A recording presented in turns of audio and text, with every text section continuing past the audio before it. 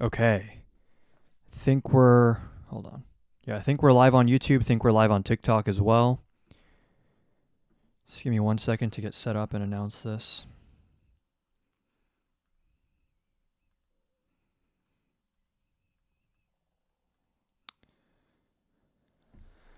Let's see if we can get some debates going. I haven't hopped on in a while, so the algorithm's probably not going to be very kind to us today. But I know I've been a little bit inconsistent with lives recently, so we're gonna see if we can get some debates going. If you're hopping on, make sure you guys are double tapping the screen. And then if not, I do want to go over the Michael Knowles and Mehdi Hassan debate because that shit was very, very, very brutal. Okay.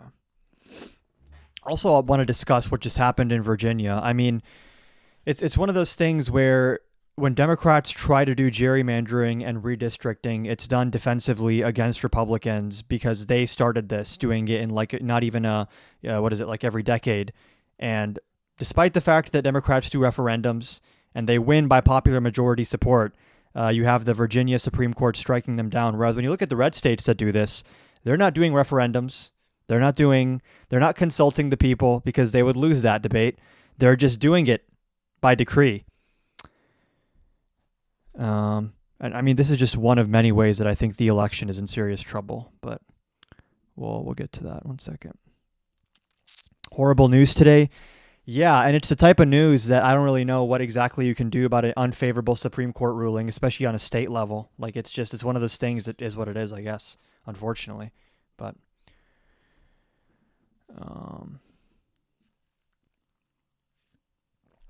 what do I think of? I was just talking about this. I mean, I still tend to think that redistricting and gerrymandering is like the least of my worries when it comes to like the midterms. I think like there are not that we shouldn't be worried about this, but like there are much more sinister, much more serious, like criminal type things that these people are very likely planning. And I hope that people aren't so over indexing on redistricting that election day comes and you start seeing shenanigans with injunctions on certification or like Mike Johnson refusing to swear people in, and then people like don't really know what to do about it. That's what I'm focused on right now. But I'm trying to see if there's any other big news today. That's two back-to-back bad court decisions on the Voting Rights Act and then, I mean, later on the state level in Virginia. Do you think Dems should continue gerrymandering attempts? I mean, yeah, you have to. It's a race to the bottom. It's unfortunate, but the reality is, and hold on, I'm going to switch over. The reality is that like until you have national power and you can put in place like nonpartisan redistricting commissions, if Republicans are going to rig the game in this way, it would be stupid to not follow their lead in that regard, right? They don't care if you stick to norms and decency and like what's legal and illegal. It's all a power play with no real regard for norms or anything else that's intangible. So the idea that Democrats should hold back makes no sense to me because these people don't hold back at all. And again, the difference between us is like for Republicans, this gerrymandering thing is the end state. Like in their ideal world, Republican seats are manufactured as artificially as possible to give them as much political power as possible. Whereas the final end state that Democrats want and people on the left want is not having this nationwide, favoring blue gerrymandering. It's to have nonpartisan redistricting commissions. This is why a lot of blue states had, like California at least, had to do a referendum because that was the status quo before. So even people on the right that are like, oh, you guys, you have no moral high ground. How can you get mad at us about gerrymandering? It's like if you're going to break the rules to play the game, we're going to break the same rules. The only difference is you want the rules to stay broken. And we're only doing this so that we can beat you guys politically, peacefully, and patriotically, and then actually fix the rules and strengthen the rules and put new and better rules in place. So Democrats, what's to take away God-given rights and layer laws over right to live? Okay, if this guy wants to hop in the guest requests and debate, we can do that. I see Nick Gregory in the guest requests. Mr. Gregory, are you a Trump supporter or something else? Because if we're not going to get any debates, which I've taken as a foregone conclusion that there's like 4 Trump supporters left in this country, 2 of them are bots, and the other 2 are always too scared to request. So something else, I'm going to need more info than that.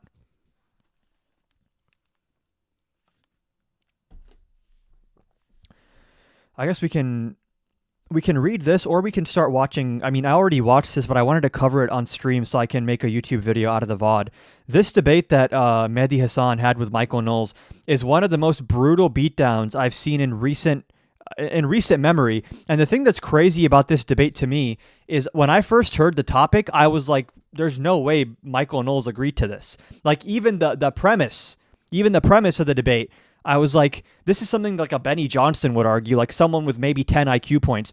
Michael Knowles is not exactly like very intelligent, but I assumed he'd be smart enough to avoid these kinds of topics and just stick to fear-mongering about trans people and immigrants. But to sit down unironically at Dartmouth and like really argue with your chest that like, oh, Trump's totally following the Constitution, that to me is mind-blowing. It makes no sense. I wanted to debate you if Trump's a fascist. Okay, bro. How old are you? I am 20. How are you? I'm good. So are you a Trump supporter, or you don't like Trump, but you don't think he's a fascist, or what's the... I just don't think that he's a fascist. Okay. I would consider myself definitely right wing, far right, if you want to say that. Wait, did you vote for him? I don't think Trump's I did vote for him, yeah. So you think he's a better option than like Kamala Harris, for example? Well, I don't think, to be honest, I don't think neither one of them, now that I'm more educated, I don't think that I would have voted for Trump. But you wouldn't have voted for Kamala either? No, I think both candidates were pretty weak. Okay. I mean, we can talk about the fascist thing. The issue with that conversation, and I've had this debate before, I had it with Andrew Wilson a few weeks back, is that it all depends on how you define the word fascist. And that's a question that political scholars have not even come to consensus on. So if this just comes down to we define the word fascist differently, then I don't know what we gain from that. But if you want to have the conversation, we can. Yeah, I would like to have the conversation. I actually watched your debate with Andrew Wilson. Mm-hmm. I was there when you were debating him live. Mm-hmm. And I feel like I like Andrew, but I do feel like he got a few things wrong about how Giovanni Gentili describes fascism. Yeah, and his argument was a little bit inconsistent. I think he was being pretty bad faith. I don't know if you're like a big Andrew Wilson stan, but he was being pretty bad faith in that conversation. Yeah, I am a pretty big fan of Andrew Wilson's, but I do feel like he got a few things wrong about how, like I said, Gentili really describes fascism. Mm-hmm. Okay, Chase. So, anyway, how would you define fascism? Fascism is a reactionary, ultranationalist, authoritarian movement characterized by appeal to a mythical past, malicious delegitimization of institutions, and pursuit or use of power to suppress and vilify outgroups. It arises as a response to perceived upheaval of sociocultural norms, national embarrassment, and/or elitism in society. See, I would argue that fascism actually is a reactionary movement to socialism and communism because in Italy's case, when fascism first arose, it was a reactionary movement to communism and socialism. Sure. But my question, and this is a question I asked Andrew as well, is when you look at Italian fascism, is that one iteration of fascism, or you think that the Italian version specifically defines what it is? I think the Italian version would specifically define what it is, considering that's where we got the name from. Considering the symbol that Mussolini used to the name, yeah, I mean, things have names that have roots in different languages. I mean, because the issue that I have is if you define fascism as being so specific to Italy, then it ends up becoming a little bit useless if we can't apply it in other contexts. Like, what is the point of the term? I think you can apply it. Like if I was to diagnose like fascism arising in America, right? Yeah, I would diagnose it with ideas of corporatism, ideas of yeah, because I feel like corporatism.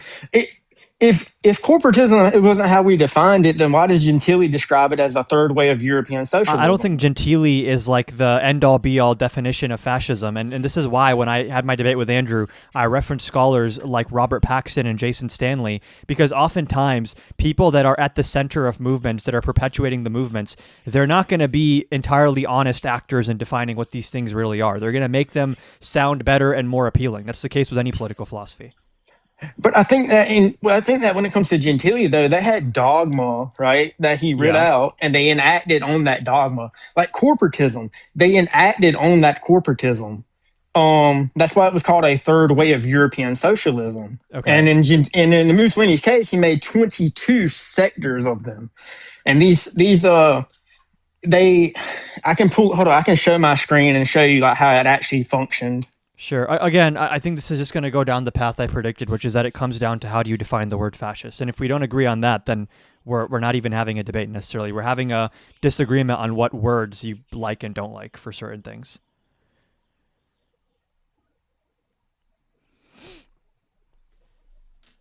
But Trump meets all 14 tenets of fascism. Yeah, I mean, he meets the definition. And Robert Paxton is considered the preeminent scholar of fascism in the world. I mean, even Andrew Wilson conceded that and then proceeded to lie about his positions on the topic. But the thing is that Trump's not really an ultra-nationalist. Like, even you admitted in the debate that he's ultra-nationalist, say, in rhetoric, but in actual governance. Right, so the question is ultra-nationalist. Ultra-nationalist doesn't just have to be like an ideological position. Like, this is the same with liberal, like everything, it can exist in different contexts as like as a noun, as a verb, like, and there are different like ethoses around these terms. And ultranationalist is not just a like raw set of policies, it has a narrative built into it. Ultranationalism is the logical conclusion of the view that national greatness is zero sum, and the only way to make your nation greater is to take greatness away from other nations. And this is the point that Andrew also refused to acknowledge because he didn't know what zero sum meant. Well, when you say zero sum, if you're putting your nation first as like I would consider myself a nationalist, right? Okay. As in, I want America to be first, right? First and foremost. But even however, that as a definition, how would that be different from patriotism? It would just be patriotism, which would just be another term for nationalism. Well, no, I actually think that maybe you disagree with this, that there's a reason patriotism and nationalism are separate words, and it's because these words cannot be neatly defined in one or two sentences. These are like some of the most complicated topics in all of sociopolitical theory, and to try to define the word ultranationalist is like ultranationalism or nationalism is like when you like your country. That feels like a little bit too vague to be useful. Yeah, but like I would say ultranationalism is when the state becomes everything. Like, even as Gentili points out, have you heard of Gentili's theory of a new man and his theory of actual idealism? I think Andrew mentioned the idealism thing, but I don't know about the other man thing you said. You can go ahead and explain it if you want. Yeah, so oh, is that you? Yeah, you can go ahead. Yeah, so Gentili's philosophy, Andrew called it pure act, but it's actually called the theory of mind as pure act, and it's founded in actual idealism. So, Gentili points out in his new man theory within his philosophy is that individuals are supposed to sacrifice their self-autonomy in benefit of the collective. The state, think of the state even as that like could mean so many. There could be left-wing ideologies that have that same premise.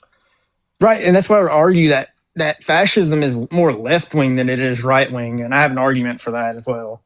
Okay, what's the argument for that? Yeah, so I would argue that, one, the economic system is definitely left-wing. It's definitely more socialist, because fascists reject the idea of a free market economy, which is traditionally associated with right-wing, right? Okay, I'm just, how much of fascism do you think is like related to economic policy versus like the nationalist aspect of it and like the narrative of it? I think the corporatist aspect is a huge part of it. Otherwise, how would we distinguish it from, say, any other system? Like, for example, by getting into detail, right, and actually explaining these things at length, which is why scholars write essays and books defining the word fascism, right? Right, but I'm saying that under the criteria of like ultranationalism and like authoritarianism, being like maybe the two main pillars, like Napoleon would fit this definition, but Napoleon is not considered a fascist at all. Okay. So that's why I'm saying that the corporatist aspect of it has to be the defining factor. Otherwise, what distinguishes you're just stating from that as a matter of fact, which is why I said if we don't agree on the definition of fascism, what are we debate? Like, am I going to convince you to like my definition more than yours, or vice versa? Because again, like there are scholars who have dedicated decades of their life to investigating what fascism is, and if those people can't agree, I don't know what we gain from debating is Trump a fascist or not, because ultimately the word fascist is a label applied to like a set of descriptions, and the question I would have is, do you actually agree with my descriptive claims about what Trump is? You just don't like the label I apply to those descriptive claims. Well, could you give me your descriptive claims and we'll go through them if you wouldn't mind? Sure. I'm glad I still have my things from the Andrew debate. So the first claim is Trump is an authoritarian whose political project seeks to centralize and consolidate power by engaging with our laws in bad faith. And there's 2 more. Okay, I after can this. grant that. Yeah, I can grant that Trump is authoritarian, but I don't think he's trying to, like, say, centralize all power. Okay, And then we do even if, disagree like, on that just descriptively. Then he is. yeah, but, like, let's say that he was to, like, say, centralize, like, all power, right? And not just but in bad faith. Like he's using the law to try to undermine the law. It's like a bad faith engagement. Okay, I've got it. Okay, that's what you mean by bad faith. Yeah. Using the law to send. Okay, I've got you. Okay, I understand now. But let's say I was to grant that Trump is doing this. What would be the thing that we could point to that would make him, say, a fascist? And not just like a dictator trying to consolidate power. Well, if you watch my content, 99% of the time I call him a right-wing authoritarian. I believe he's a fascist, but I don't use that label very often precisely because there's so much disagreement on the definition of the term. The reason I debated Andrew Wilson on is Trump a fascist is because he refused to debate me on is Trump an authoritarian and said he would only debate me if I defended the word fascist. And then before the debate, he lied and said he accepted my definition, and then in the debate he was like, I don't accept your definition. So okay, can we go through the other 2 criteria? Sure. Two is he uses his position of power to vilify, intimidate, and oppress his opposition and those he designates as members of outgroups. Like, who would you say he is designating? Are you saying like immigrants, maybe? Anyone on the left, trans people, immigrants, people that pose any kind of threat to his socio-political power? Well, would you agree with me that, like, the Democrats do this as well? Maybe not to the same extent, but with labeling everybody on the right fascist. Like, not saying that you did this, but, like, I've seen people on the left, particularly on TikTok, label, like, Charlie Kirk as a fascist. Here's the difference, right?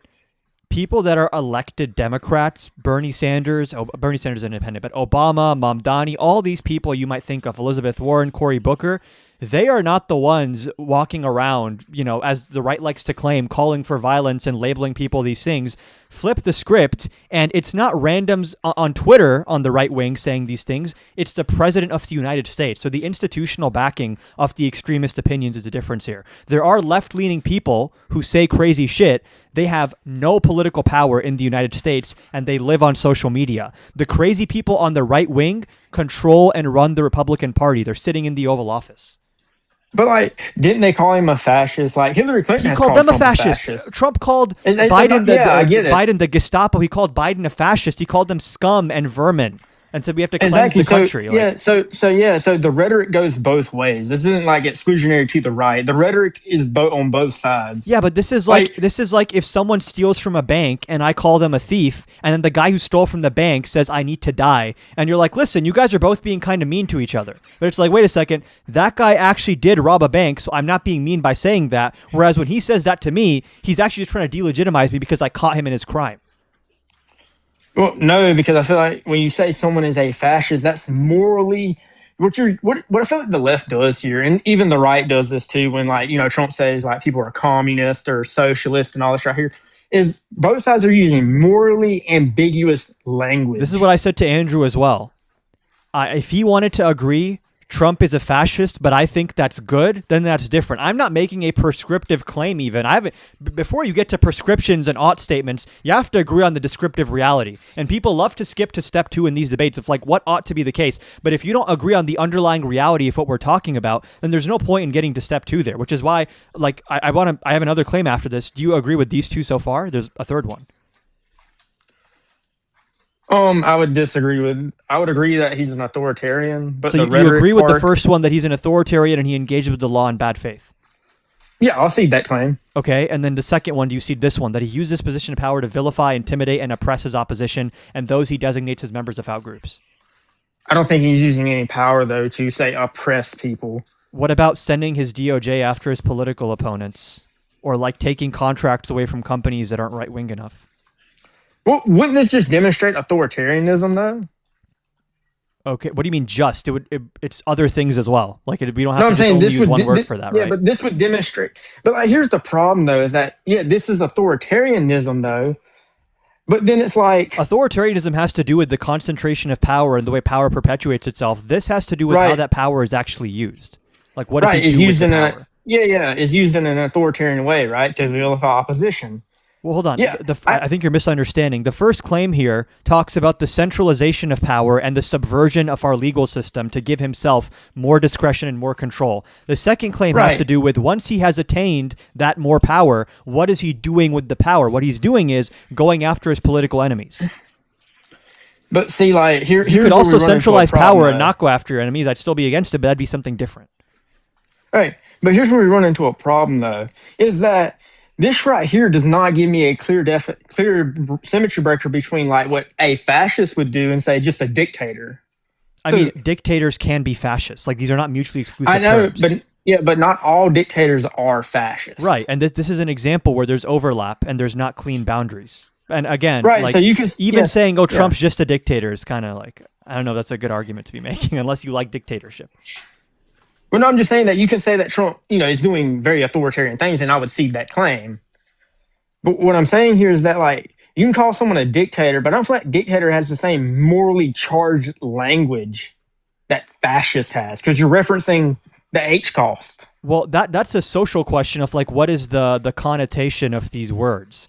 I'm not applying a connotation. I'm not arguing Trump's a fascist and fascism is bad. I think it is. But before we get to is fascism bad, we have to agree on is Trump even a fascist in the first place? Right. Okay, well, we can go to the third claim if you want. He builds, fuels, and justifies this movement with allusions to a once glorious, now desecrated past, which can only be reattained through ultranationalism. And this gets to how he justifies the authoritarianism. So this is like a well-oiled machine. First, he says, our country's in decline. All these evil, bad insert groups here, they're coming into our country. They're making it dirty. They're making it unsafe. They're taking things away from you. But our country once used to be great. And the only way we can become great again is if you give me all the power to persecute all our enemies. See, I just don't think that, like, when Trump says "Make America Great Again," right? What mythos is he referencing? Like in the if you want to say Germany was fascist, right? I personally disagree with that, but I'll just see that they are. I can read you quotes. I mean, this American carnage. Apparently there was American carnage in 2017, stops right here and stops right now. We are one nation, and their pain is our pain. Their dreams are our dreams, and their success will be our success. We share one heart, one home, and one glorious destiny. The golden age of America begins right now. From this day forward, our country will flourish and be respected again. Notice how he's saying we weren't respected, we were weak, we were a laughingstock. I'm going to make the country strong now. Like there's a very, very consistent common theme between all these quotes. You can look at the imagery he's posting, planting the American flag in Greenland, colonizing the entire North American continent. At the bedrock of our politics will be a total allegiance to the United States of America, and through our loyalty to our country, we will rediscover our loyalty to each other. Then you have all these ICE recruitment images, which, like, if you see this imagery and you think this is just like politics as usual, I feel like you're either not being honest or you're not paying attention. But, like, here's the thing, though, is that this is rhetoric.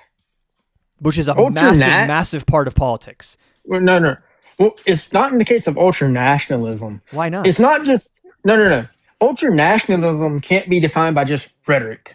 Like, I can say whatever. Like, I can go out here and say whatever. Ultranationalism can mean different things things in different contexts. Like, you can have a word, and depending on the sentence it's in, the definition of the word is situationally going to vary. Okay, so... Okay, right? Fine. Let's see if I can't go at it this way. Would you agree with me that we're at war with Iran right now on behalf of Israel? I wouldn't take all agency away from Trump, but yeah, Israel took advantage of Trump's stupidity and narcissism and pushed him into the war, yeah. Right. Would an ultranationalist get involved specifically on behalf of another nation for that nation's benefit? That's a good question. I didn't say that Trump is emotionally intelligent or high IQ. I'm just saying that he's fascistic, he's a right-wing authoritarian. You can also still be a dumbass and be those things. You can also still have no critical thinking skills and no emotional stability and be those things. So yeah, Trump's not a smooth operator. He's not as smart as most fascists or right-wing authoritarians tend to be, but it doesn't really change descriptively what he's doing with his power and how the political machine of MAGA works. Yeah, but here's the thing, though, is that, like, if you're going to say Trump is an ultranationalist, and then I bring up examples of him not being ultranationalistic and him being completely falling into other countries' trap, that doesn't seem very ultranationalistic to me. To be clear, in the way that I'm using ultranationalist, I have it written out here. He builds, fuels, and justifies this movement with allusions to a once glorious, now desecrated past, which can only be reattained through ultranationalism. Yeah, what does that mean to be... like you're saying, only be reattained through ultranationalism. In cases of like Italy, right? Italy and Germany, they didn't just say all of this. They acted in a way. They Okay. acted on But this. politics is Like not just government policy. it Politics, you has could to argue, is be. mostly rhetoric, not just policy. I think in the case of for Trump to meet the ultranationalists, I think it has to be action in this case. Because every single fascist nation that you want to make the case that is fascist, like even Franco Spain, I for don't buy this example. because, hold on. Let's say a socialist runs for president, and as a socialist, they would want to say, let's turn all these private companies into like worker-owned cooperatives or something. And then they get into office, but because Congress is kind of split and things are kind of complicated, they're not able to abolish capitalism. They're just able to like raise the minimum wage and require certain percentage of worker representation on corporate boards. Would we say, oh, this guy's not a socialist anymore because despite the fact that he says socialist things and he tries to do socialist things, because those things haven't been perfectly enacted, we can no longer use that label for him? Or let's say his entire campaign was fueled by running on socialist rhetoric, and then we just say, oh, we can't call him that because he hasn't implemented perfect socialism. Well, no, here's what I'm saying though, is that like Trump is not doing anything that is ultra nationalistic. I can't name not one policy, and you yourself even conceded this right here, that in actual governance, he's barely a nationalist. No, Barely. he is definitely a nationalist. And again, this How is the so? question. This is the question I asked Andrew. Is you're saying, well, he's not an ultra nationalist. Maybe he's just barely a nationalist. Andrew asked me this question. I have to flip it around on you. How do you differentiate between nationalism and ultra nationalism? How do you even define the word ultra there? So I would define ultranationalism as when the state starts to become everything. And what I mean by that right there is when you start to see everything move with inside the state. Well, hold on. That doesn't even apply to somewhere like Italy, because earlier on, Mussolini was like not a huge fan of Christianity, but then later on in Italy, they started exalting Christianity. So first, religion had to be subsumed by the state, and then the state started using religion and actually exalting religion as a means to exert power, which is why I say, why are we taking fascists at their word? Why are we not actually looking at what they do?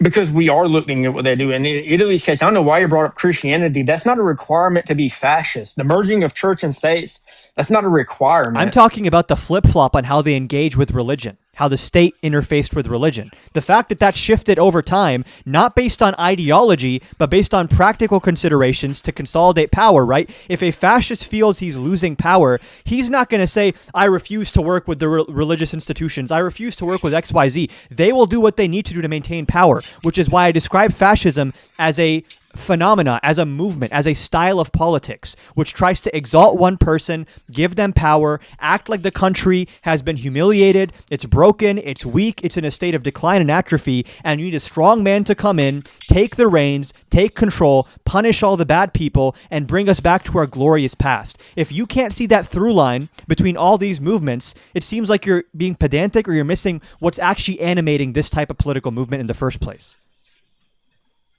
Okay, I see what you're saying, but like again, in the case of Trump, is that like him saying one thing, right? He's saying one thing, but then doing the complete and utter opposite of that. Like you don't think the Don Rowe doctrine idea is like ultra nationalist? Don Rowe, I haven't heard of this. This is his idea of like basically colonizing the entire North American continent and setting up these like vassal states in Central and South America. I mean, he did it to Venezuela. He now wants to do it to Cuba.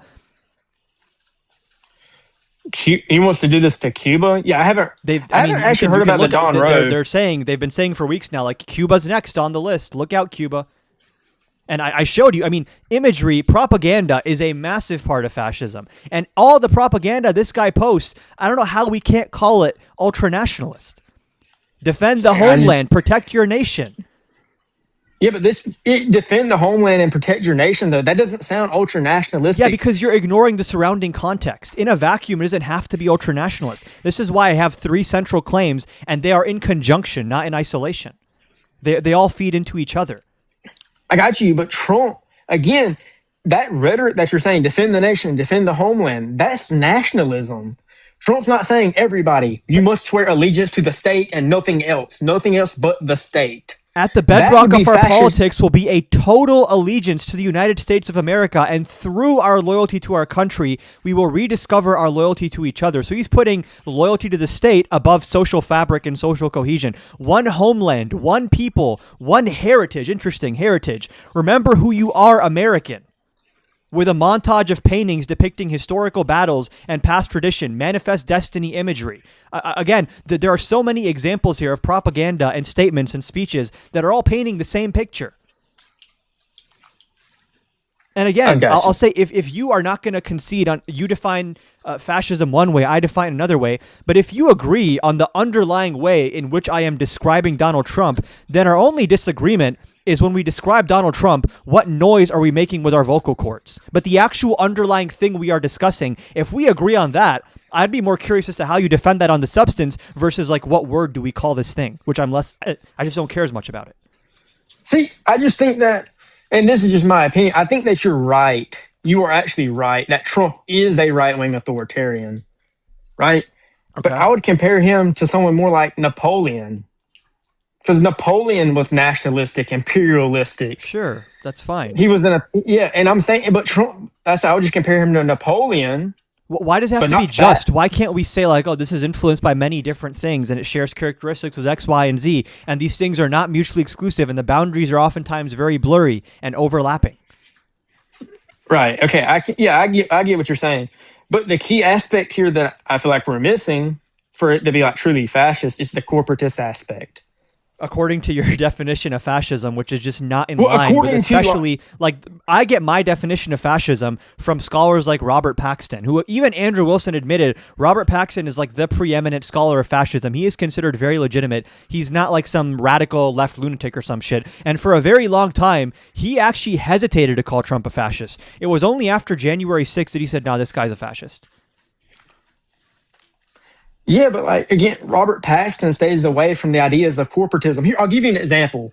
In the case of Franco Spain, you can Google this right now. Franco Spain became less fascistic over time due to moving away from corporatism.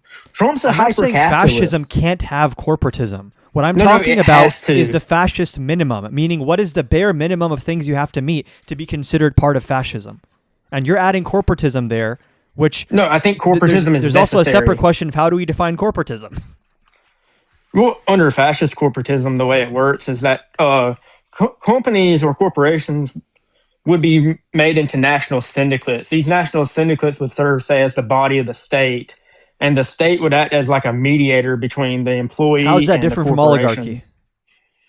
How is it different from oligarchy? Because in oligarchy, in an oligarchy, corporations are allowed to rule freely and without consequence. Under fascist corporatism, because the military, the monopoly of state force is still with the state in that situation. There's a mutual relationship there, but ultimately there's one side that has the actual power of the gun. Yeah, I see what you're saying there, but what I'm saying here though is that these corporations are forced into syndicates. They are forced, and they are forced completely and utterly, totally subservient to the state. This again seems like you're applying such a needlessly specific definition which precludes things which intuitively we should all be able to understand. These are fascist movements. Now, again, this is why I referenced Robert Paxton. There are stages of fascism. It can be underdeveloped, it can be final stage fascism, and these things all vary. Just because I think that Trump's fascistic doesn't mean he's not also other things, or does not overlap with other things. And I just keep coming back to this. It just seems like you're saying, I don't like your definition of fascism. Mine is better because corporatism. And I'm saying, well, I actually like mine more because of these scholars. And then I'm like, okay, where are we supposed to go from there? Well, okay, I see what you're saying. Why I feel like my definition is, say, better, and I use that term kind of loosely there, is that it describes a distinguishing factor between like what makes someone an authoritarian and then what makes someone fascist. Because like I said, without the corporatist aspect, you can't distinguish it from someone like Napoleon, who's just an authoritarian. Well, first of all, why do we have to be drawing such strict distinction? I think most political ideologies overlap with each other. There's no clean-cut line where like once you cross this line, you go from fascist to something else. These are naturally going to be blurry, complicated topics, which is why I think that debating what word we call Trump is a lot less important than debating what is Trump actually doing. I've got you. Because I actually wonder if you think any of these claims I made about him are even a bad thing, or if you think this is actually based. I think the authoritarian part is most definitely true. I concede that in every debate I have with people on this topic. Okay, and that alone, just first of all, wouldn't that make him like a threat to the country, unqualified to be an American president, like someone who should be impeached and put in jail? No, because we've had authoritarian overreach in the past, particularly during World War II. We had the JAP Act. Okay, in which we put Japanese American citizens. Was not authoritarian. We're now comparing wartime powers, in which it is notoriously known that you can argue that courts give too much discretion to the executive during emergencies, national emergencies, wartime. So first of all, we're already comparing apples and oranges, and then on top of that, we're ignoring the fact that even in the past, when presidents have asserted massive sweeping powers, when courts strike them down, they don't defy the court and then call the judge like a terrorist or something. That's a new thing that Trump has introduced into politics. Yeah, but would you not agree with me that is very authoritarian overreach? And we were very nationalistic during that time. If you are subject to judicial review and you're acting in good faith and you're doing things that you believe are legal, that is very different than someone coming in and doing things that they know are illegal and then firing all the people that would hold them accountable for those breaches of the law. Yeah, but you're not answering the question there. Was that not authoritarian? Be more specific. Like Japanese internment camps, that was obviously authoritarian. Okay. So we have an example of authoritarian overreach in the past. We were nationalistic, but we're not considered fascist. Hold on, in wartime. Hold on.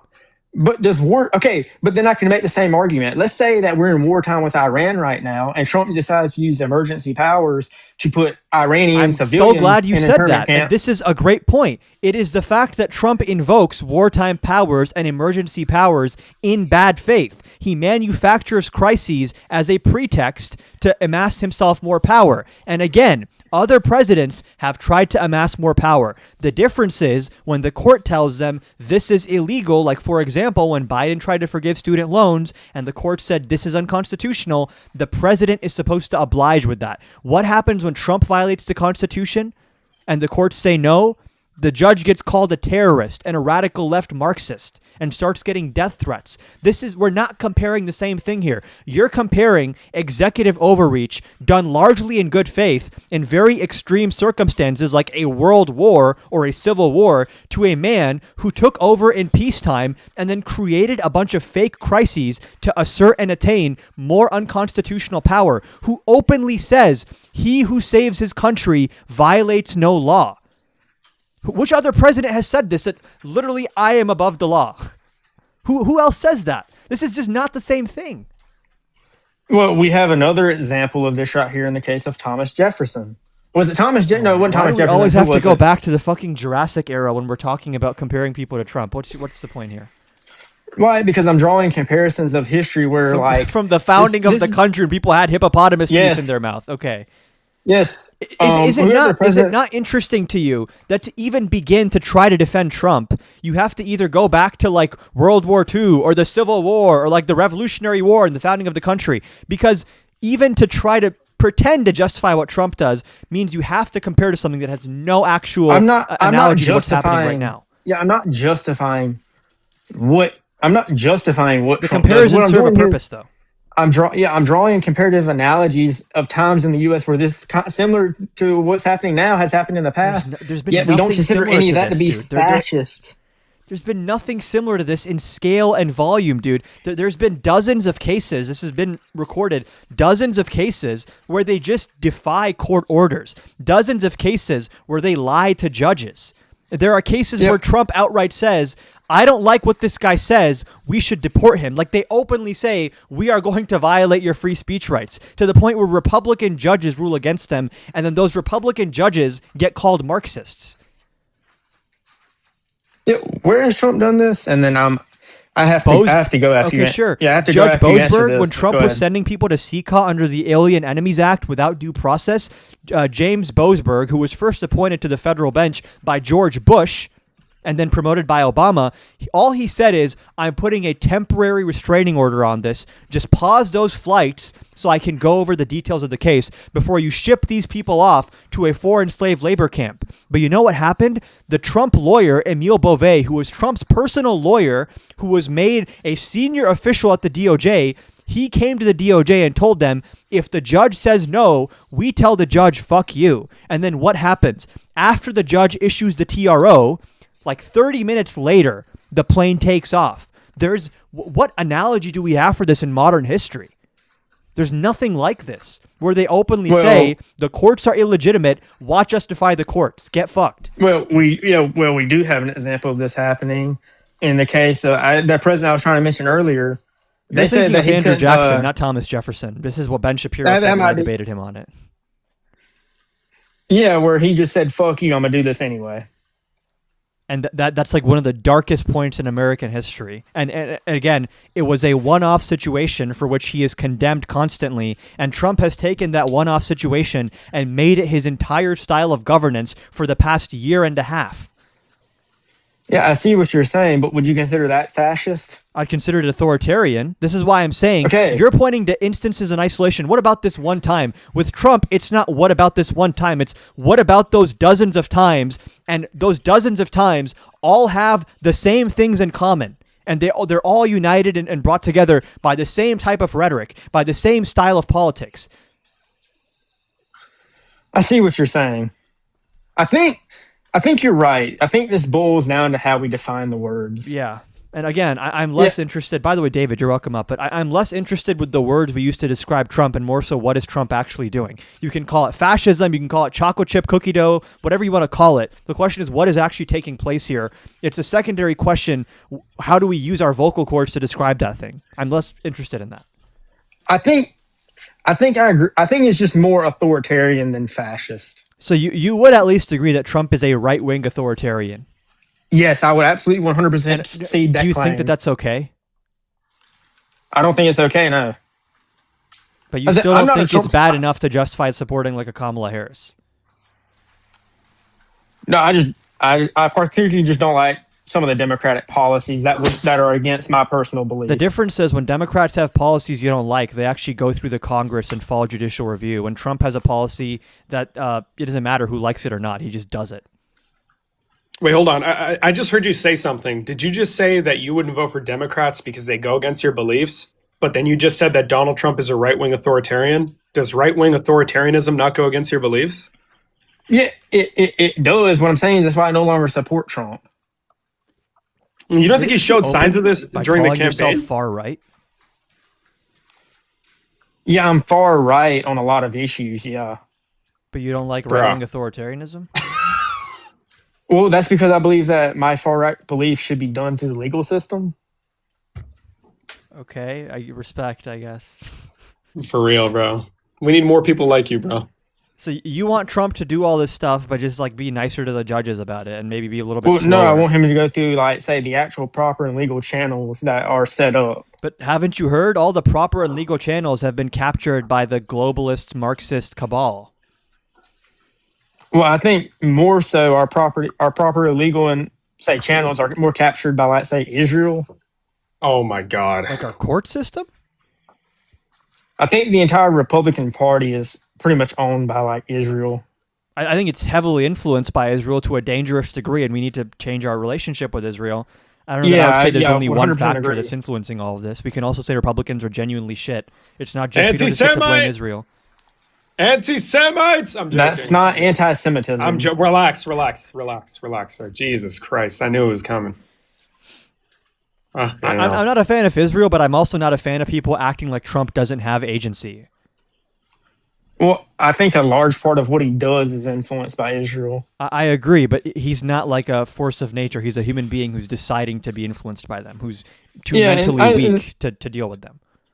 Yeah, and that's why I bring up the fact that I just don't think that Trump meets the criteria of ultra-nationalism. But I digress for now. Okay. Anyway, thanks for having the convo, man. I think overall you did well in your debate with Andrew. I agree.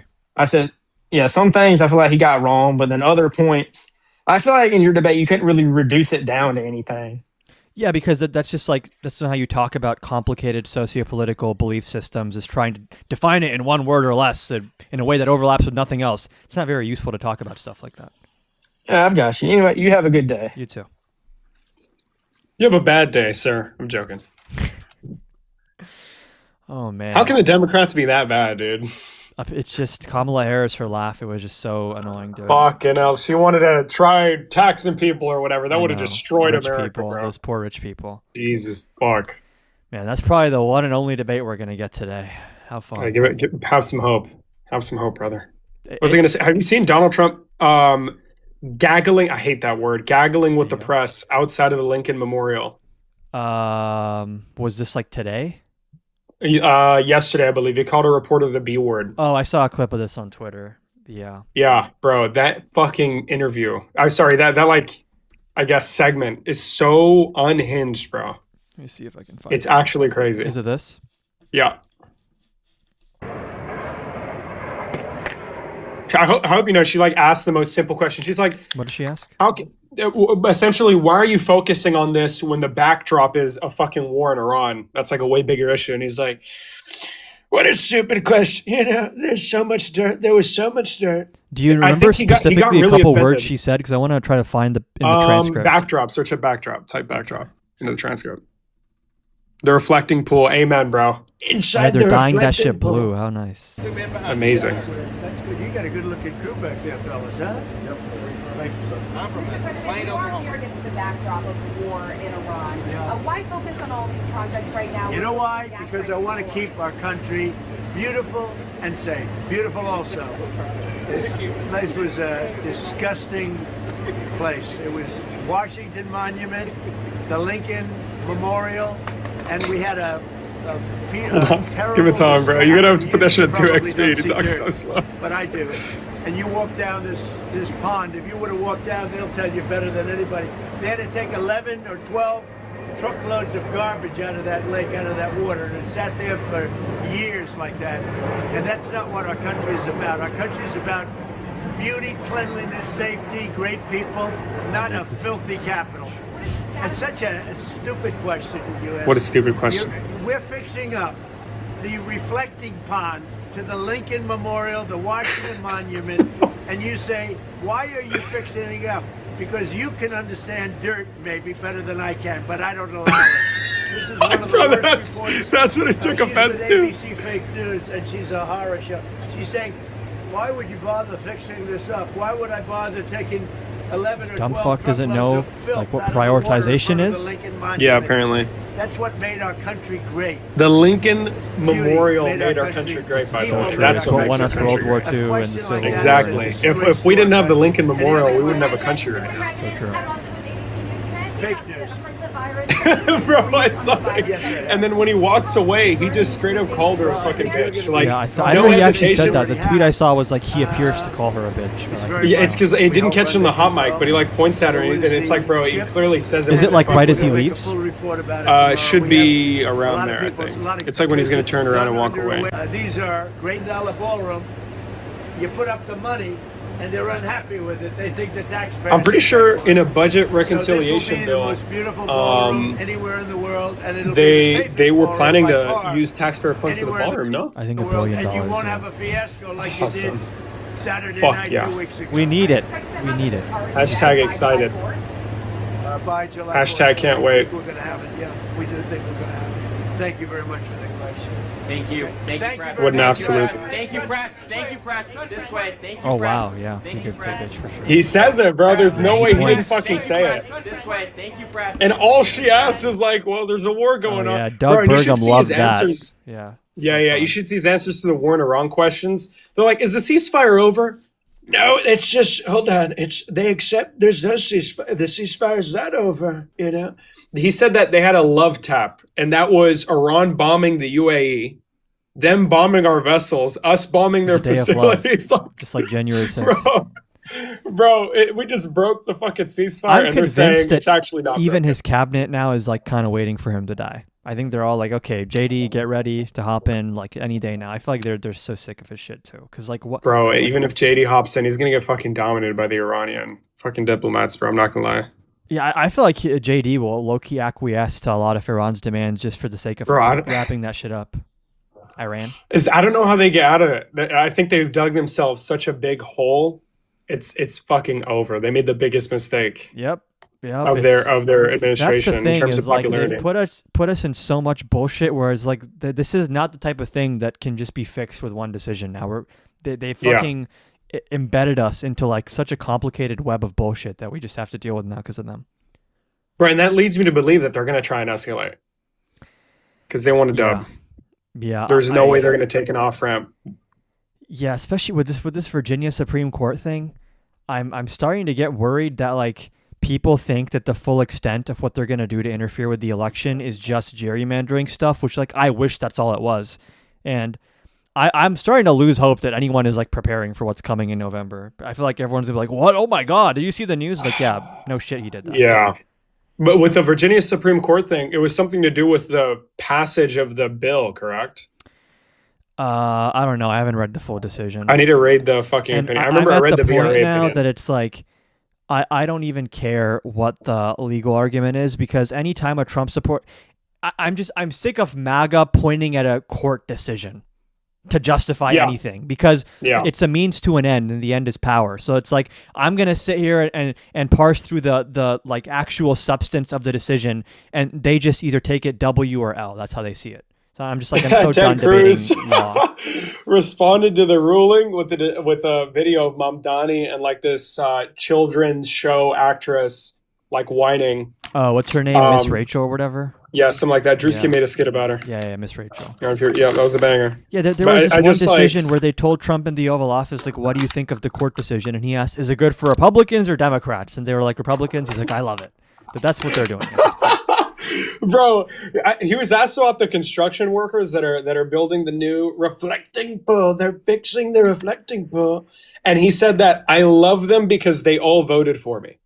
I mean, dude, literally after fucking Renee Good was murdered, he was like, I found out her dad supported me, and that's when I really started to feel bad about it.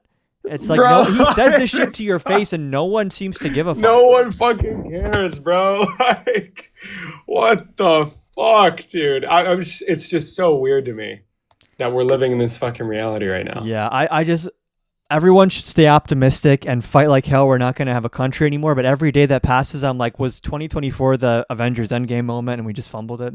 Bro, he did get to snap again. I don't know. I think with the new voting map shit, and I think it's 5 Republican states in the South looking to redraw their maps. I don't know. We'll still win the House. Like, I'm not even, not that I'm not worried about the redistricting stuff, but like, I still think that if the only thing they were doing to interfere was gerrymandering, I still think we'd win the House and the Senate. Actually, I think that's like that's. I mean, there's nothing they could do to stop us from winning the Senate. They can't fucking redraw. I don't think that they actually even care. This is like a cherry on top of what's already going to be probably RIGGED election, right? So yeah, that's why you got to make it too big to rig, guys. And it's like. You always see these clips of these random nominees being asked in their confirmation, like, who won the 2020 election? Oh, Joe Biden was in the Oval Office, actually. He was there. Okay, yeah, but like, Joe Biden was certified. He was certified. And it's like, you often see MAGA people, especially about Pam Bondi when she was in power. They were like, I don't get why Trump is putting these like stupid people in. And it's like, that's the fucking point. Like, the fact that these people can't answer that question is not just a little quirk of like, oh, they don't want to piss off Trump. They were specifically appointed because they are election deniers. And it's like, this is not just rhetoric. Those same people are going to be overseeing cases and heading up agencies in November. Like, this is not just like he just happened to pick these people because they're nice to him. He picked the people that are not going to say no when he tells them to steal the election. It's like there's a logic behind it. Oh, Jesus Christ. Like, bro, Emile Beauvais is the judge. That's so fucked up. Like, and it's like, what are we supposed to do about that? I don't know. I impeach his ass one day. One day we'll get him. Yeah. And I was going to say we have to impeach like Alito and Thomas, but they'll probably resign before Trump leaves so he can appoint 2 fucking young justices to the court. Bro, I mean, do you really think they'll resign before the midterms? Not before the midterms, but before 2029 January, I think they will, yeah. Thomas for sure will, and I wouldn't be surprised if Alito does too. Oh, so they need the Senate, right, for appointments? It's not a House thing? Yeah, they need the Senate, and there's no more filibuster for SCOTUS nominees anymore, thanks to Mitch McConnell with Amy Coney Barrett, yeah. And they just need the Or no, majority, was right? it with Gorsuch maybe? Then you just need what? They just need a majority? Yeah, just a majority. We got to pray to God we win the Senate, bro. We got to pray to God we win the fucking Senate. And it's not going to happen. Here's the thing. Well, James Talarico is definitely going to win Texas. I'm like really confident. We don't have to pray to God that I believe that we will win more votes such that we should, on paper, win the Senate. Yeah. What I'm worried about is is that actually what decides who wins the Senate? I don't think it is. I really think that the Adelita Grijalva thing, we kind of glossed over that because it was a part of the Epstein story, but that was a test run of something. And the test run fucking worked by all means. What happens if you get to next January and J.D. Vance is saying, I'm not going to swear anyone into the Senate, and Johnson saying, I'm not swearing anyone into the House because, Trump declared a state of emergency because Iran or the illegals did something to our ballot boxes. It's like, what do you do then? Christ, bro, please help me, man. Please. And then here's the thing. If they do some shit like that, I genuinely do not condone political violence, but doing stuff like that, I feel like raises the probability of some crazy lone wolf doing something. And then they want that to happen because then they can say we have to establish martial law or this proves our point. Exactly. It's like you're in such a tough spot. I don't know if you remember this guy, but he has a llama profile picture. Yeah, and I know. he'd go on Jubilee a lot. He was on the round table with me and Naima. Yeah. There you go. And he just can't capitalize off it. I had a conversation with him, and he said to justify the deployment of the National Guard to California, Oregon, and Chicago, all you had to do was say that a random teenager shot up a detention center in Dallas, Texas. You remember the sniper guy? Yep. So, bro, and obviously it's not fucking true. That in and of itself isn't evidence of 90% of those stories are completely made up. Yeah, and we just take it as if this is a reasonable right versus left disagreement in this country. Yeah, and that in and of itself doesn't serve as a justification, but that's what they will use. And I was saying this earlier. The real divide in the United States right now is not right versus left. It's not populist versus institutions. It's not capitalist versus anti-capitalist. It is just true versus false. Yeah. That 90% of it is just if we don't agree on objectively the facts of what took place, it doesn't matter what our ideology is. That comes secondary. If you can't agree on the starting point, then you're just fucked. Jesus Christ, man. Hey, at least we know aliens are real. You know? True. Yeah. And the aliens are we should leave. These people are fucked. They cannot handle their shit. Is that video of the little fucking alien real? I don't think so, bro. I don't think. I'm seeing it all over Twitter. It's definitely not fucking real. But I know the pictures, and here's the thing. I actually tend to believe there's something going on with the alien stuff. Not there's fucking angels from the ocean or whatever, Tucker Carlson. Oh, that's what J.D. Vance said. Have you seen Tucker? He was I was attacked in my sleep. What the fuck? You haven't seen this? He's I woke up with claw marks on my back. The devil sent these 8-eyed creatures to drag me into the underworld. Bro, all these motherfuckers do is lie, bro. What the fuck, bro? Yeah. Holy shit. This is the thing, dude. It used to be fun to believe in UFOs, and now it's the people that are in those conversations are the same ones who deny elections, and I'm you know what? Yeah, you guys can stick to the alien I mean, stuff. this was released allegedly these videos do display unidentified. There's been a legitimate thing with UAPs, unidentified aerial phenomena, and there have been whistleblowers who are we found intelligent non-human organic matter, and I don't know if you know Bob Lazar. Yes, of course, bro. Lock in, bro. I used to watch this guy named Security 10 that would that would do all the I will say bullshit. People who know me know I'm not a conspiracy guy. I'm very but the Bob Lazar stuff does make me raise my eyebrows sometimes because he says some shit where I'm oh, interesting. He's the one that predicted the location of some bullshit in Area 51. Is that and also he was at the time when he came forward in the 70s or 80s, he was oh, the government has this machine where you put your hand and a light scans your hand. And at the time, everyone was this is not real, but it's since been declassified to those were exactly the things that were used there. So and also what's Trump doing with the he was aliens, found bro? in the directory for. There's weird shit there where there's proof that his name was erased from certain records, but that's a different conversation. And I don't even give a fuck, honestly, until we get rid of Trump peacefully and patriotically. Bro, I mean, why can't the aliens, if they're fucking intelligent, then they should lock the fuck in, bro. Bro, They they know more probably about the started Constitution than packing we their do. bags election night 2024. They're like, this is one of the ones that goes extinct. We're going to a different solar system. Bro, we're gonna have an alien at the fucking at the Oval Office. He's gonna be like, "Where'd you learn to speak English so well?" I will say, maybe MAGA's right. The aliens, they did support Kamala Harris. Like the aliens from space, they were definitely like, did. if these fuckers don't vote for Kamala, we should We're probably gone. leave because they're going extinct. Yeah, it's fucking over. 'Cause I mean, hey, listen. if there was this intelligent makes the- life, I feel like they would first like watch for a little bit and be like, are these guys gonna fuck themselves over? And then if the answer is yes, they're like, yeah, we're out. We're going. Yeah, no, definitely. I mean, listen, bro. At least the kid inside of me that was like always dreamt of seeing aliens. At least now I know what a UFO looks like. But Yeah. sadly, that kid was not prepared for for the 2026 midterm elections. Oh man. Fucking Did you see, joke, by the bro. way, the speech that Tallarico just gave? Which one? The At some most recent one I graduation saw event? was. It was like a week Yes, ago? I did. That was Dude, really fucking good. That is one of the best speeches I've seen in like Yeah. in my lifetime. I fucking loved it. Like, it genuinely gave me chills. I was like, this is like a generational talent type of speech right here. This is not just like, oh, that Obama speech was really good. This is like, oh, this guy is like, he's got Bro, it. that's my guy, Yeah, bro. he's special. That's my guy. Okay, the Daily Mail. Listen, they're reporting on it. They say Yeah, I that saw a video of they 4-foot confirmed creature, right? 4 foot tall crewman. I'm not gonna. I don't believe Bro, it, dude. no. I don't Bro, believe we were Twitter right, headlines bro, lock anymore. in, bro. Anytime I see a Twitter headline from like the Daily Caller or like fucking Leading Report or whatever, I'm like, Let's I'm go, going to bro. AP and New York Times. If they don't say it, I don't fucking believe you, bro. Yeah, true. A few witnesses have reported seeing crewmen who had landed from the objects who are described as 3.5, damn, real fucking accurate, to 4 feet tall, wearing what appear to be spacesuits and helmets.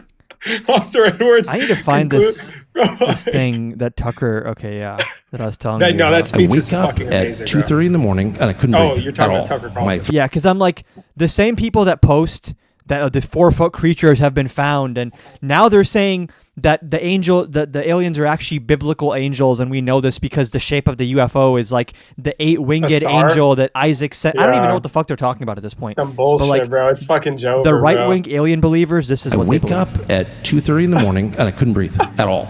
My throat was closed. So I get up, Oh. I stand in the doorway of our bedroom, and I'm like, wow, I'm dying. I can feel myself starting to gray out. I walk back in, and my wife wakes up.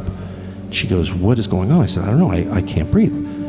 I feel better now. And all of a sudden, I had this horrible pain underneath my arms. I thought I'd been The like fucking ripped with a ominous knife or music. something. So I go into the bathroom, I flip on the light, and I have claw marks on both sides, and they're bleeding. So I show my wife, and she's like, oh my gosh. And then I have this like crazy intense desire to read the Bible. So I read the Bible, and I pass out in like 2 minutes, and I wake up, and the next morning I thought, man, did I have a wild dream? And then I see blood in my sheets, and I go in the bathroom, and I have these bloody marks. And my wife goes, I think you were attacked by some supernatural being. And I the was like wife trying was to be just logical fine, about it. And I man. was like, yeah, I definitely was. And They then I only called wanted to one of my touch Tucker producers. She's like, oh, Carlson. yeah. That's When pretty I wake common." up with some kind of cut or bruise, I think the logical conclusion is like a supernatural being attacked me in my sleep. Yeah, for sure. A fucking alien just hopped in. Didn't do anything to my wife, anybody in the house. No, but just me, just him. Yeah, it's He not was like there was just another too person in the important. bed who was probably facing his back and could have been the one scratching him, and maybe she had some kind of sleep issue. But yeah, it was Bro. a fucking demon for sure. Wait, hold on. This is by NPR. During the Apollo 12 mission in Oh, 1969, I did see this. They saw like a Bro. craft right on the moon. bro, like all the kings. This bro. would be It so was- much that's cooler and more crazy. epic if we had like a competent administration in who could like release the files of UFOs, but without attaching some kind of biblical prophecy to it. That'd be Oh, nice. God. Bro. I fucking and in all honesty, I don't even know if I believe what they're publishing anymore. Like, That's the they thing could've also. So true. When they declassify stuff at this point, I feel like it's reasonable to assume that like 20% of it is like Kash Patel made it with fucking Canva.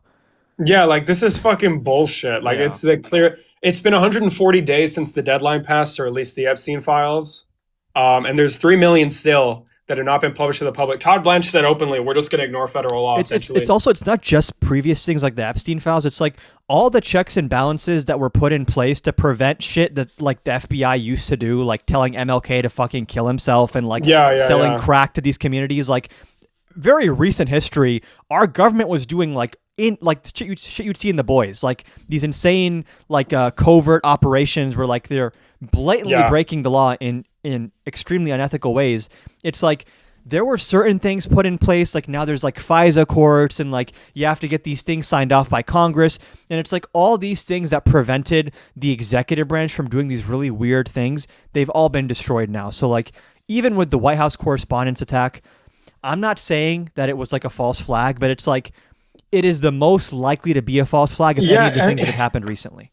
It's impossible to believe him, dude. Yeah. Like it's just you can't do it. Yeah. You can't fucking do it. Like I can't it's do like it. They would before. It's like all these people keeping the secret, and now it's like all these people keeping the secret because everyone else got fucking fired in day one. Yeah, bro. Exactly, bro. Yeah, it's cooked. Jesus Christ. I mean, some of these pictures are really fucking cool. Listen, bro. If America wasn't on the brink of descending into authoritarianism, this would be the fucking coolest shit ever.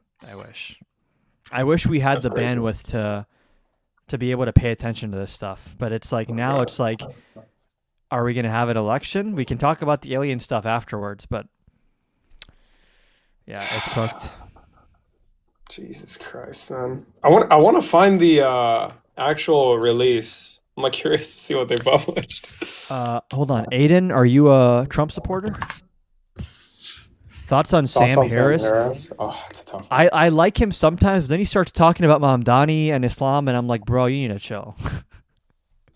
He's really weirdly aggressive towards Mamdani in a way that's like, bro, when you're talking about Trump being an authoritarian, I like totally agree with you, but then you're like, but then we have the Trump of our own named Zoran Mamdani, and it's like, I don't know if those are the same. Jesus Christ, please. I don't know, man. We're so... He bro, did shit in Ben Shapiro's bro. mouth, though, when they had a debate recently. Hold on, bro. I'll give him credit for that. Hold on, bro. There's no fucking way. This is on the war.gov. This is apparently an actual site photo with FBI lab rendered graphic overlay depicting corroborating eyewitness reports from September 2023 of an apparent ellipsoid bronze metallic object materializing out of a bright light in the sky 130 to 190 feet in length and disappearing instantaneously, bro. There is no fucking way that shit's real. Man.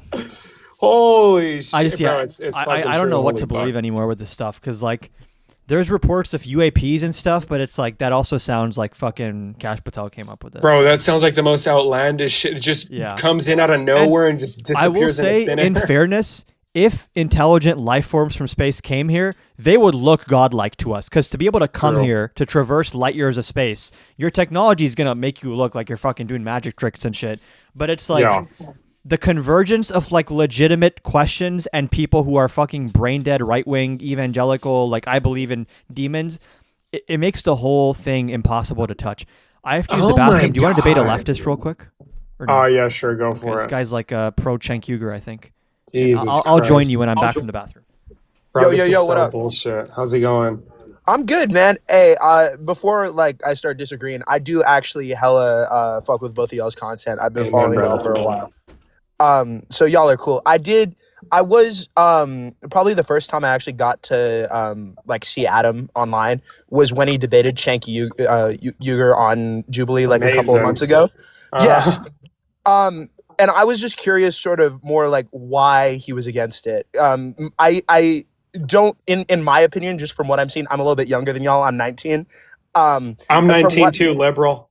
You are? You're 19? Yes, bro. Okay, gotcha. Fucking call me old, you son of a gun. Holy my shit. bad. Hey, you speak better than most 19-year-olds out there, man. So like credit to you. But like I have, I guess, an issue with the what the word would be like taking like steps very, very slowly over time, rather than trying to do a whole bunch of big stuff all at once. And I'm curious why that's a position you take. Where like what Cenk Uygur was saying, if we just get rid of all of the corruption in Washington and we do all that, we can pass stuff like universal health care. Just the issue is the Democratic Party is so they take their time doing everything, and they don't seem to actually be an effective party. Well, here's the thing. I think Cenk Uygur tends to use populist rhetoric a lot to make it seem believable that the Democratic Party, if given a trifecta, can just simply institute a universal healthcare system. What is the and that's just topic not the case. at hand Like right that. No. It's just like populist rhetoric in general, and Cenk saying that Democrats are ineffective when they're in power and they can't do shit, Hold on. and like they just don't pass policy. Cenk didn't say Democrats are ineffective. He said Democrats actively are like malicious and they don't want There to you go. pass left-wing Sorry. policy, so they Yeah, my bad. on purpose don't pass left-wing policy. By the way, Adam, you missed when I hella glazed you for like 30 seconds. So No, I really he didn't appreciate say you, that. bro. He didn't say that. He No, didn't say I hella that. did, bro. Trust. No, he didn't. Hey, joking, he I didn't. love your content. I've been watching you for a few months, man. You're really good at what you do. I disagree you. with some of it. It's all coming from the left. It's all love. It's great. I appreciate that. The fuck are these things? I'm still looking over this bullshit, bro. But so from what I understand from what he said, and maybe I'm getting it wrong. Correct me if I'm wrong. He said that when Democrats are given a trifecta, they actively do not want to pass left-wing progressive policies in the same lane of Bernie Sanders, etc., because they are not actually a left-wing party and they are just And it's just a moderate release right-wing. valve, and they just pretend to pass good policy, but in reality, they don't actually want to, because if they really wanted to do it, we'd have like a socialist utopia or something by now. And probably I'd say a really great example of that, and then this is where we disagree probably, and you can tell me why, is after Obama got elected, when we had a trifecta, the most that we passed was a moderate reform to our healthcare policy within Obamacare, and then after that, nothing happened. So maybe Obamacare was like pretty massive, significant legislation, and the timeline we were working with, Obama didn't have a filibuster-proof majority for very long. This is like a matter of weeks. And if you have, at the time, people forget, a lot of Democrats in the Congress back when Obama came up were like very conservative/moderate Democrats. Like you had people like Joe Lieberman who were saying, like the thing Cenk complained about is that we didn't get the public option with the ACA, which would have been like a nice reform. But what people never talk about is the public option passed the House under Obama. It passed the House. It was going to the Senate. And they just did not have enough votes to pass the public option, which in a vacuum, okay, fine, push for the votes. But when you're on a deadline of weeks, it does become, would you rather get something or nothing? Sure, and that may be fair, but then why not push for more if you have a filibuster-proof trifecta? They were pushing for the public option, but then if you have someone like Lieberman saying, I will not push this past the filibuster unless you remove the public option, what are you supposed to do in that situation? It's a good question. I'm not sure. Like the issue with the Senate, and this is different from the House, is like it sometimes can just come down to like 2 to 3 senators who are like they have veto power over stuff, which is unfortunate. I think we should probably change the composition of our Congress to make it more representative of the public. That's something that's true, but like. I do think that Obama wanted a public option. I think Obama is like a relatively center-left person, and I think it's a shame we didn't get one, but I don't think the reason we didn't get one is because like Democrats like secretly want people to like die from lack of access to healthcare. Well, I don't think they secretly want people to die from lack of access to healthcare, but I do think that they secretly want healthcare companies to profit off of all of the policy decisions that they make. And you can see that through all of the money that's being funneled to most center-left Democrats within our House. There's some truth to there being an influence of money in politics, including healthcare money. But to be clear, first of all, healthcare is not just one interest groups. There are pharmaceutical companies, healthcare companies like hospitals. There are like unions. There are health insurance companies. There are so many diverse interests here. And the idea that because there is an influence of money in politics, which I disagree with, we should remove that. But the idea because that influence exists, that this now means that like anything Democrats push for is like necessarily only pro-corporate and can never help the average person, I think is belied by like Democrats tend to want to expand social welfare programs. They tend to be a little bit tougher on the wealthy. If whether they're tough or not, tough enough is a different question, but like I'm pretty sure rich people don't want any rises in taxes or like any kind of social welfare policy that's bad for corporations. And what I'd point to here is that, and this is Cenk's entire thesis, is like, we have to get money out of politics. I agree.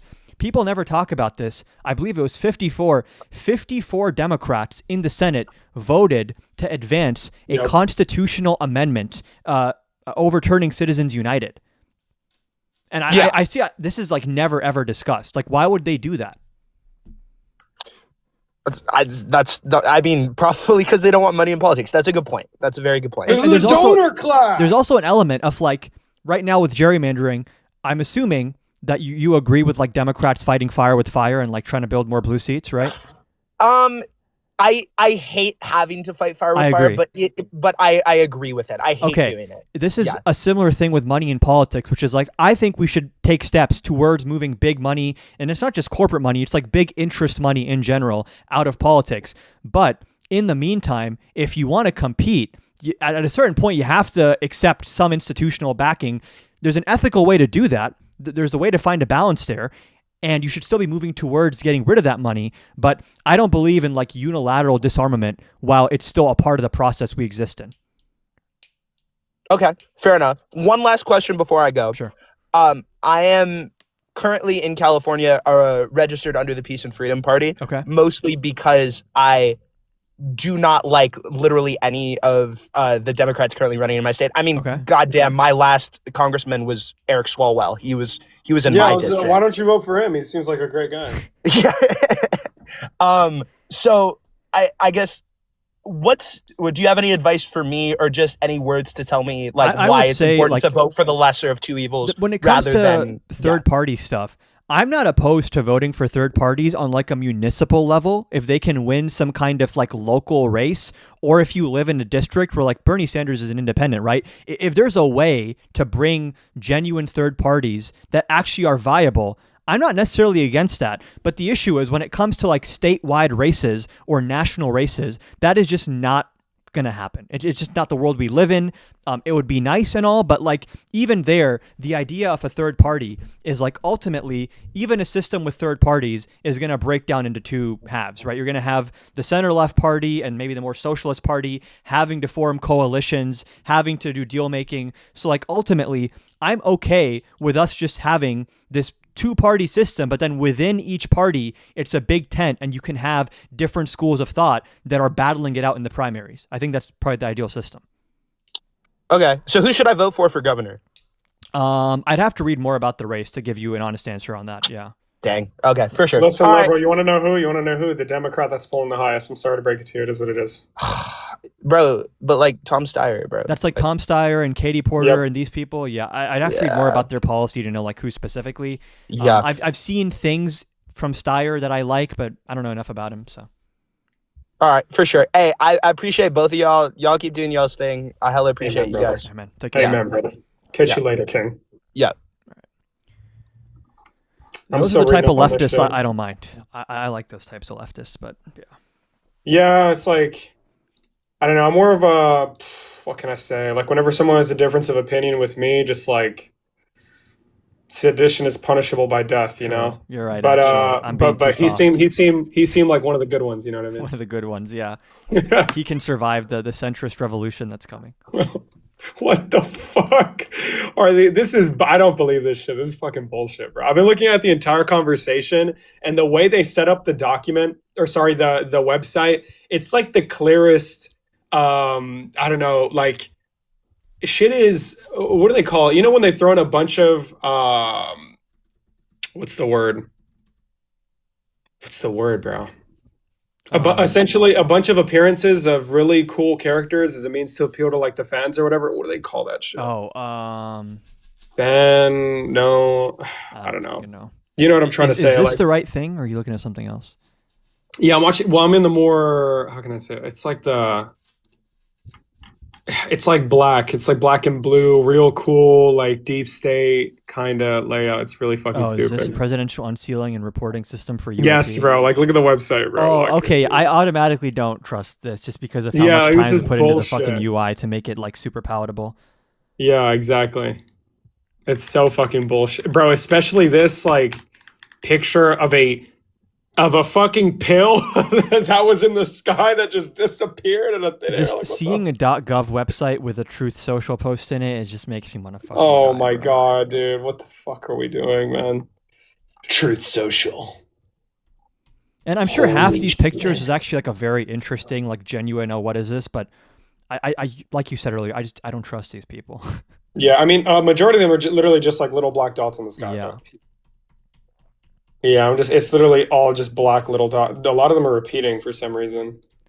I hate how much the right wing has just fully co-opted like cool conspiracy stuff. Oh God. Well, it's because Democrats fucking suck at messaging, bro. Low key, true. listen, if I can take off with this and make this a career, I don't think I'll ever stop because we need fucking cool people. I'm not saying I'm cool, but we need cool people doing media. You are cool. Bro, it's the truth. Like, everybody's boring as fuck. They don't talk about cool shit. They're not fucking funny. And that's exactly why you have dumb people like Alex Jones or Nick Fuentes gaining steam, because there's nobody that's going to counter them. Is that most Democrats are just fucking scaredy cats. I don't know what they're so scared of. Yeah, they're so risk averse. They're so risk averse that like you can see them fucking calculating like what is the right thing to say and like who am I going to offend with this? And it's like, bro, just fucking talk. Like what do you actually think? Yeah, the Wes Moore, it's not Wes Moore.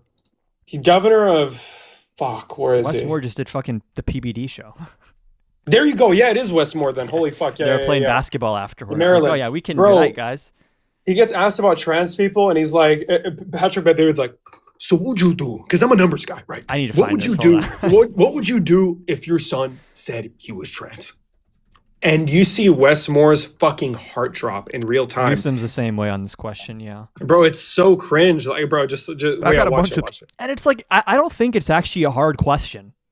Like, when it comes to like elementary school sports, just shut the fuck up. These are like kids, like let them play the game. And when it comes to like college level and pro sports, leave it up to the sports orgs to figure out like if they want to have like testosterone or bone density stuff, that's fine. But like, it's not a political thing. It's like a sports science thing.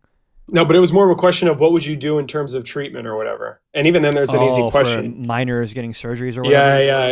And the Twitter is going crazy. It's like Wes Moore says he's totally fine with genital mutilation of his child's son. Is that any responsible medical professional is only considering hormonal treatment or surgical treatment as like the very, very last resort if it's like an extremely serious case. And I debated a guy about this. It was one of the guys that was there for the Cenk Uygur thing, but this was like off camera afterwards. And I was like, if it came down to it and you had a kid and you have to pick between your kid unaliving themselves or getting some kind of surgery, would you not pick the fucking surgery? And then he's like, I don't know. I'd have to think about that.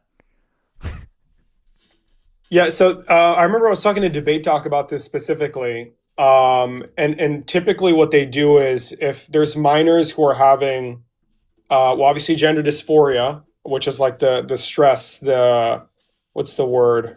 Well, like the sensations, the feelings. Sex and like exactly, right? Typically what they do is administer temporative treatment that allow them to grow into adulthood, where they could finally make the decision as to what they want to do, or do something more permanent, essentially. So that'd be like puberty blockers. And I don't know why people are so scared that they're like, there's side effects, you know? Yeah, for Vyvanse, there's a side effect. You're going to get a fucking heart attack. Does that mean I'm not going to take it? There's side effects for literally every single medical intervention. And the question is always, do the side effects pale in comparison to the actual symptoms of the thing you're trying to treat? Exactly. And if somebody, I don't know, is going through this, they're very stressed, they feel fucking terrible. If you could prevent them from going through puberty, going through the motions, obviously once that process is over, there's essentially no turning back. Yeah, then that can make a huge difference. Like overall quality of life, that's a big deal. Like, oh, why don't you just give the kid therapy to like be comfortable in their own skin? And it's like that's probably the first step usually. They don't just walk in and fucking have the scalpel ready to go. Like, I don't know what they think this is. It's so it's like they really think that a child can just walk into a clinic and be like, oh, I feel like a girl right now. And they're just going to, oh, look, prep the OR right now. And you know what it is? Like, they frame it as like, we're just concerned about children and fairness in sports. And it's like, if that was the case, this is not how you would talk about it. Like, what you're actually concerned about is people, you don't like how they dress or like how they talk or like how they live. And like, you just low-key want to bully them and dress up your bullying as like some kind of super sophisticated point about biology and science and law or whatever. It's like, that's not what this is, because there are debates about when is too early for medical intervention, like what is too far, like when should you do X or Y. Those are debates happening that should happen within the medical community, and like psychiatrists and psychologists and surgeons, they should be debating this, not fucking MAGA warrior 123 on Twitter. Like, it doesn't make sense for this to be the forum for this conversation. He knows a lot about it. And they're like, oh, I think it's a mental illness. So what I'm gonna do is say that these people just shouldn't fucking exist. Like, Yeah, oh, that one's that'll really gonna help. out, you know? It's a mental illness. Let me just say fuck you to these people as part of my political project. Oh, great. Yeah, you Like, guys what are so the awesome. fuck? Bro, they're just so bright. They're so smart, you know? They always got the best solutions. Yeah, it's What like can I they say? have to create these boogeymans of like the illegal aliens and the trans people, because it's like clearly when they don't have that to fucking signal to, what the fuck do they have? They have nothing. They have no Exactly. policy. They have no cohesive ideology even. It's all just built on like feeling aggrieved and like hate. And this is what bothers me, is like so much of politics is psychology masking itself as politics. Like so much of politics is people that just have issues and are just mean, nasty, shitty people. And they find like a political outlet for it to legitimize it. Yes, bro. Oh, I don't know. They're so fucking fried, bro. What can I say, man? Yeah, I'm starting to, man, it's also like, I was complaining about this earlier. I think I might make a video about this, but like the second Joe Biden stepped into the Oval Office, everyone even 1 millimeter right of center was in fucking lockstep, all the same talking points, all the same issues, from the right-wing small government libertarians to the fucking Nick Fuentes, like far-right fascist people. All of them were fully holding hands, fighting the left 4 years straight, constant pressure from every angle. And it's like, if there is right-wing infighting, it's like very small to the side. And now it's like, I open Twitter, I open TikTok, and it's like one dude who's complaining, we were too mean to Joe Biden. Like, it wasn't actually that bad at the debate. Joe Biden was great. And then another guy saying, tomorrow the fucking like workers will rise up and drink the blood of the landlords. And I'm like, what the fuck is going on, bro? Why is everyone so fucking stupid? Like, bro, it's so funny, man. I don't know if you're on TikTok for this, because it was like a week-long thing, but basically an Amazon warehouse was burnt down. Like, one was burnt down. And the guy allegedly was like a radical person, right? I saw someone talking about this. I don't know. That's for like 3 days fucking straight. There was a bunch of the cringiest, corniest, fucking boring This is people. the first like, of many. Yeah. Oh yeah. Somebody's saying that they've done 6 now. Oh, there's 8 across. Bro, people were are really waking up and it's too late to go back. Class consciousness. They were really under the impression that at least every hour there was a new warehouse on fire, and everybody was justifying this shit without knowing who the person was. What were the intentions? And they called him Mario because it was like Luigi Mangione. And bro, I don't know what to say. I fucking hate these people, because it's like, you're actively calling for individuals to risk their lives, to stick their necks out there, to do shit that's going to be ineffective, not bring about any change, so you can sit at home and say, oh, that was so cool and badass, bro. There does exist a context. To be clear, I'm not saying this is acceptable in the modern day. I genuinely condemn violence, but there could exist a hypothetical context where political violence could hypothetically be permissible. But even there, it would be extremely well coordinated, like thought out in advance, very hyper targeted to specific things, always trying to like, there's no coherence or coordination. It's like this random guy who fucking lost his mind scrolling on Twitter is gonna go fucking like firebomb a Walmart, and this is like super epic apparently. It's like, this isn't even what effective political violence would look like. So like, what are you doing? And then in the comment sections, maybe it's like, we need to be paid $62 an hour to be a livable wage. Have you ever heard that number? Like the $66 minimum. Yeah. Bro, like, and they're like, the federal minimum wage is still $7.25. Like, bro, no one's getting paid that shit in California, bro. And also, it's like, how about we make things better for workers, but it doesn't have to involve like a $50 an hour minimum wage? Like, how about we just are normal and solve problems in a normal, like, it's like, it feels like the left in this country is like bifurcating so strongly into like this one wing that is like, there's no genocide in Gaza, Joe Biden did nothing wrong, and we need to go back to like the old way of like super pro-establishment, all this stuff. And then the other side is like, fuck the Democrats, fuck everything, we need a violent revolution. And I'm like, can't we just maybe do like proper reform? Like, not tweaks around the edges, but like, listen, bro. Yeah, it's just so stupid. Too woke for the fucking establishment Dems, too establishment for the woke Dems. So fucking true. It's so hard to be me. Oh my god. Bro, it's just a tough life, you know. Just can't fit in anywhere you go. Yeah. It's just, God, and the fact that people saw nothing wrong with just burning down hundreds of fucking millions of dollars worth of merchandise, like, bro, that could have gone to people that could have used that shit, could have Yeah, benefited and their lives. everyone who wants a revolution, it's like you understand that like poor people and like marginalized people like suffer the worst in like any kind of violent revolution. Like if Everybody you're on that they food care about, stamps or you live in certain areas, like you're the one who's most cooked. Like if we have a revolution, the first thing these right-wing people are doing is like fucking lynchings and shit. So like, is this really the world you want to live in? Brother, anything to destroy the bourgeoisie, the donor class. And it's like if the I hate saying radical left because the right has made it such a fucking meme to even use these terms, but like if these anti-electoral quote unquote far left people, they would at least have a point if they had like political and cultural capital. But it's like if there was a violent revolution in this country and like a breakdown of the rule of law on the federal level, the right is winning that shit, bro. They just are. No doubt. Or no one wins and like everyone fucking dies and it's like anarchy and it fucking sucks, which is like also not great. Fucking hell, man. And like if you look at a place like Hungary, the way they won is not this idea of like we just have to energize the base and everyone else can go fuck themselves. It's like you actually have to low-key galvanize like anywhere from 2/3 to 3/4 of the public to be able to push back against authoritarian leaders. And it's like we can't even galvanize fucking 51% properly right now. Definitely not. But I don't know. I think, listen, a reason, and I find myself susceptible, I've fallen victim. I think we won't get anywhere or drag people that have, I guess, gone farther and farther to the left, closer to the center, if we continue peddling this idea that the billionaires are the big bad guy instead of the fucking immigrants, bro. I'll say here's another place where I'm in the middle of the two extremes. There is a specific subset of billionaires that I do want to target, and it's tech billionaires. Those fuckers are weirdos. They're all fucking friends with Peter Thiel. They're all happy to work with the Trump admin on putting fucking ChatGPT into missile launchers. Those specific billionaires, they genuinely are oligarchs and genuinely fuck them.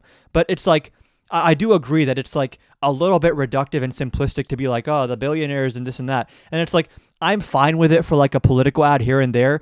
But if people think the way to like make America better is to like just come into office and just be mean to billionaires, it's like, I don't know what that actually would accomplish. Yeah, like, you know who Abdul Al-Sayed is, right? No doubt. Yeah. I saw him in an interview, and he's like, oh, God, I mean, want to fucking... I was so upset, because I thought he was like... what you're talking about. I thought he was okay. I have mixed feelings on him. But he's like, oh, well, you think your fucking healthcare prices are so... It's because of the billionaire. Oh, you think your drug prices are... Because the billionaires... And he said something so bad that they want to keep you sick so you can keep on circulating the fucking medical system. And that shit pissed me off, because that's literally right-wing fucking conspiracy bullshit. The actual synthesis is like what the left should be standing against, in my opinion, is just concentration of power. That can be government power. It can be economic power in billionaires. This is true. But it's like, it's a matter of concentration of power, which I think is more broad. And it's like, I do think that there is like this... It's so easy to complain about stuff and it's so hard to solve stuff. And it feels like everyone is so good at complaining right now. And I'm like, when these complainers, if they get into power, like, will they be good governors? And this is why I don't like populism, is like populism is like a marketing strategy, but it says nothing as to how you actually govern a country. Yeah. Yeah. So. And yeah, it's like, I think James Talarico does it well. I agree. He does it well, because he also talks about billionaires and top versus bottom, but he does it in a way that is like genuinely constructive and actually I think expands the tent of the party. Yes. And also like he goes from that appealing rhetoric to like specific, good, nuanced policy, in which case I'm fine with the rhetoric. Yeah, exactly. Yeah. Yeah, shit just pisses me off fucking thinking about it, these people, man. Yeah, and someone said the government created tech billionaires. I think it's somewhere backwards, and this is why I love Talarico. People like Trump and like this massive like breakdown of the social fabric in this country has been exacerbated by tech companies and social media companies. Yeah, algorithms. Like, there is a genuine conversation to be had about the incentive structure for tech companies oftentimes is directly at conflict with like social flourishing. And that does actually need to be examined, I think. And I'm pretty sure we can regulate. I'm pretty sure, right? Hold on. Dude, the tough thing is a lot of First Amendment stuff like is makes it hard to regulate like algorithms and shit. It's kind of annoying. Was it attack on there? Hold on. Because I feel like if you try to dictate algorithms, it's like I think it could be considered like viewpoint-based discrimination by the government. Yeah, that's what I'm thinking. Like there is definitely. But it's like all these businesses, what they're optimizing for is you using their apps as long as possible and like you staying on the app as long as possible, which means they want to piss you off and like freak you out and like fuck with you, isolate you socially, all these things. And it's like, this actually has been, if you just look at like how society has progressed from when the first iPhone came out up until now, it is like, I do think there's like a very large portion to blame in like these smartphone companies and social media companies made us dumber and worse and angrier and like meaner and more like less sophisticated and more in touch with like our most base instincts. That does need to be addressed. And specifically advertising in this country, I don't know how we address it though, because it probably does violate the First Amendment, but it's like advertising now is like these fuckers are like scanning your fucking brain to see like what perfect combination of sounds and colors and smells is going to like make you buy their product. It's like, this is no longer like them trying to appeal to the consumers. This is them trying to like literally hack into your fucking brain. Manipulate the principle. Yeah, exactly. Like dynamic pricing and all that shit as well. Oh my fucking God. Yeah, that shit sucks. Did you see listen, one airline Kamala Harris was is onto something with the price gauging stuff, bro. The radical price gouging. This one airline was like, this one guy tweeted, he was like, I have to fly for this funeral, and like, why are United prices like so fucking high? And United replied, and they were like, have you tried clearing your cash or buying the ticket in incognito? Which is like, what are you saying here? That you fucking are watching people and like pricing things according to like their elasticity of demand? Bro. It's like, that's not even capitalism anymore. I mean, it is, but it's not markets anymore. It's just something else. Yeah. Oh, what a day. What a day. What a day it's fucking been. Yep. I wanna watch. What did you say? I want to fucking debate, dude. I know, it's so annoying, dude. These people have so much fucking power, but they're so fucking cowardly at the same time. Bro, it's so fucking annoying, dude. Holy shit. I want to fucking debate. I know. Hold on. How's my Facebook post doing? Hold on. Give me a second. Damn, I need to lock in on Facebook too. That's where you can get the boomers triggered. Bro, and that's where you can make a fuck ton of money, bro. The monetization on Facebook is different level. And different fucking level. YouTube as well. YouTube's RPMs are crazy sometimes. I need to lock in. Bro. Anytime I lock in properly on a YouTube video, it does well, but it's so much more effort than making like a short form video or going live. Yeah. No, TikTok fucking hates me too. Like they do not reward me for my fucking videos at all. TikTok algorithm is like really fucked right now. It's like really bad. Yeah. It's like it's not a meritocracy anymore. It used to be a meritocracy around here. We used to be a fucking civilized country. Exactly. TikTok genuinely used to be like the decentralized social media where like if the video is a banger, it's going to fucking bang most of the time. Yeah. And now it's just, that's not the case. I think Reels is a bit better about that stuff, but even Reels is like... Yeah, I do a lot better. I've grown like super fucking fast on Instagram, but... And that's how you can tell. I've had videos that literally get like 3 million views on Reels and like 30K views on TikTok. And I'm like, that is not fucking normal, bro. Yeah, it's fucking bullshit, dude. I fucking hate it. Yeah. So bad, quite frankly. Apparently the YouTube algo is like genuinely better. And I think the pipeline is, I'm sure you're doing this too, is like do the lives and then use the live VODs to create like multiple YouTube videos, like talking about the news and shit as well. Well, I debated those two. I think, do you know who Millie Shushies is? Yeah. So I shit on that loser. Wait, relax. TikTok, calm down. Didn't TikTok. one of her fans make the image of her like walking you or something? Yes. So basically, fry her in a debate, and I still have yet to upload the video, but a lot of people dislike her. I got so many fucking follows and donations because it's just me shitting on her because people just dislike her that much. And then I just debated was his name George? Llama guy? Yes. Yeah, George. Is it George? Yeah, there you go. So that's probably I could just put his ass on. The most brutal debate I've ever done where like I low-key committed like war crimes of debate against him was against George. Like my debate with him is like still I think my best debate I've ever done because bro is like I don't know what the fuck he's trying to do, bro. He claims to care about like limited government and stuff, and it makes no fucking sense. Bro, I told him that the United States government under Trump violated the First, Fourth, Fifth, Sixth, and 10th Amendment. And it was the Perkins Coie shit, Mahmoud Khalil, Ramez Ozturk, and the National Guard shit. And then he, by the way, no response for any of them, by the way. Yeah. And then he searches up and he's like, oh, well, actually, the federal judge provided a preliminary ruling for Mahmoud Khalil, so that means that his rights were not, bro. And he said, and then he followed that up by saying, oh, this is the thing with these leftists, you know, it's so disingenuous. I'm like, bro, do you know what a preliminary ruling fucking and is? This is dude? their favorite thing in general is like, even if it's a settled case by like a district court judge, you're like, did SCOTUS rule on it though? That's not real then, actually. Yeah, it's like SCOTUS bullshit. did say it, it's not real. Oh, bro. Oh, wow, Liam's in the request and he's crying in the chat. Damn. Who, Liam? Yeah. You want to talk to him? My God. It's up to you. I'm fucking down. Yeah, fuck yeah. Because it's not going to be substantive. He's just going to come on and be drunk and angry and stuff. And yeah, he's going to be like, oh, you look like Jon Stewart. I'm such a winner and I bring all the views and I'm Liam. And Charlie Kirk knew who I am. Good job. Someone needs to give him like a gold star or like a pat on the back. I feel like he's like really craving like some kind of parental approval he never got as a child. Hey, fucking man, my king. What's up, Liam? Dude, this is rent-free every time. This is rich, dude. You liberals. Oh, dude. Okay, yeah, bro. We've heard it. We've heard it a million times. Wait a minute. Can you get a new shtick, please? Can we get a new routine from you, please? Mix it up a little, Liam. Try something new today, please. King alert.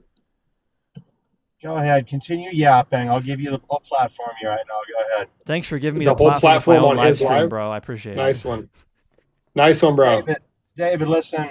The two men on the panel are talking, so David, you're going to need to stop. Or wait, when you go past the age of 60, are you still considered a man, or is it more like grandpa, you know, like kind of elderly? Because you can't really do manly stuff anymore, citizen. right?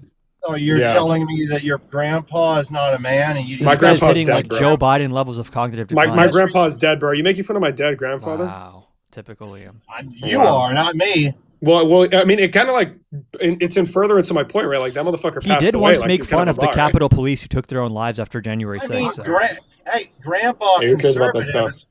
Grandpa conservative is running your world right now. That's Trump daddy, okay? So just Trump daddy. Know that. Oh. Jesus Christ, Liam, we believe in you. I know you're capable of something beyond the 5 sentences you just regurgitate every time you hop on someone's live. Come on. Jesus Christ, Liam. I wanted to touch a little bit on the gerrymandering. Okay. Oh, really? Yeah, really? Really, Howard Stern guy? Yeah. Maybe you should stop talking. Maybe you should put down the drinks, buddy. Okay, I'll put my my nectar green juice down and I'll Bro, don't lie. Lock in, bro. Lock in. You're not drinking that shit, dude. I'm not driving. That's good. See that? See that right there? What'd you spike it with? Nectar. You guys are as dumb as rocks, okay? Listen. Every as time dumb as rocks, you try yes, to debate me, every time you try to debate me, you have to say that I'm drinking, okay? True. Why? Hashtag true. Wait, Liam, so you're saying you act like this sober?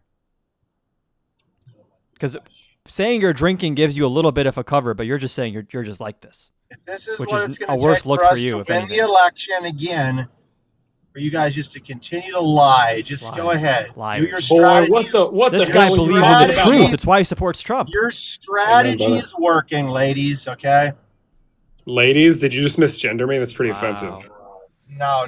Listen. At the end of the day, you don't even know what gender is anymore, okay? It's all social to you. What is gender? What is a woman, Liam? I would say it was your mother, but... It was? What changed? Adam... let's say not Adam. Let's go with David. David's found out that his supposed, social construct mother was a dude or something.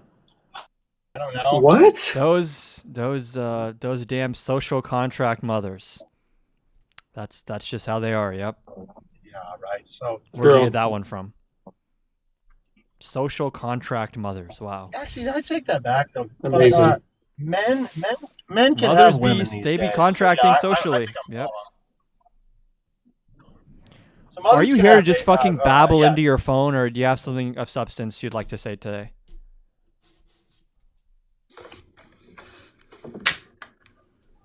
Hello, Liam. Yeah, Liam, can you hear me, Liam? Oh, we're losing. I thought we were losing you for a second there. I think he just floats in and out Do of you have any more? sentience. Do you have any more campus? Do you have any more campus debates coming up, David? Or like 6 people show up or something? Well, it's going to be in the fall, but listen, I know you really want to relive your youth when you were like 2 feet away from Charlie Kirk, but I'm not going to let you. They were like him and Charlie. I will make this, it, bro. I'll make it my life's mission to tell Z and everybody that I work with in the future to keep me away from you. Okay. Are you saying that Turning Point and Charlie Kirk invited me to actually participate in changing the minds and the direction of the youth on campus? When you got No, I'm not saying that because I don't believe I'm sure that's he true. sent you a Daddy and fucking mommy parchment paying piece your of paper bills? by pigeon requesting your Oh, presence. So okay. please, sir, Charleston Kirkland needs you. Yeah, Liam sent in an email with his resume, and then Charlie responded, "Counting or not counting sobriety." Goes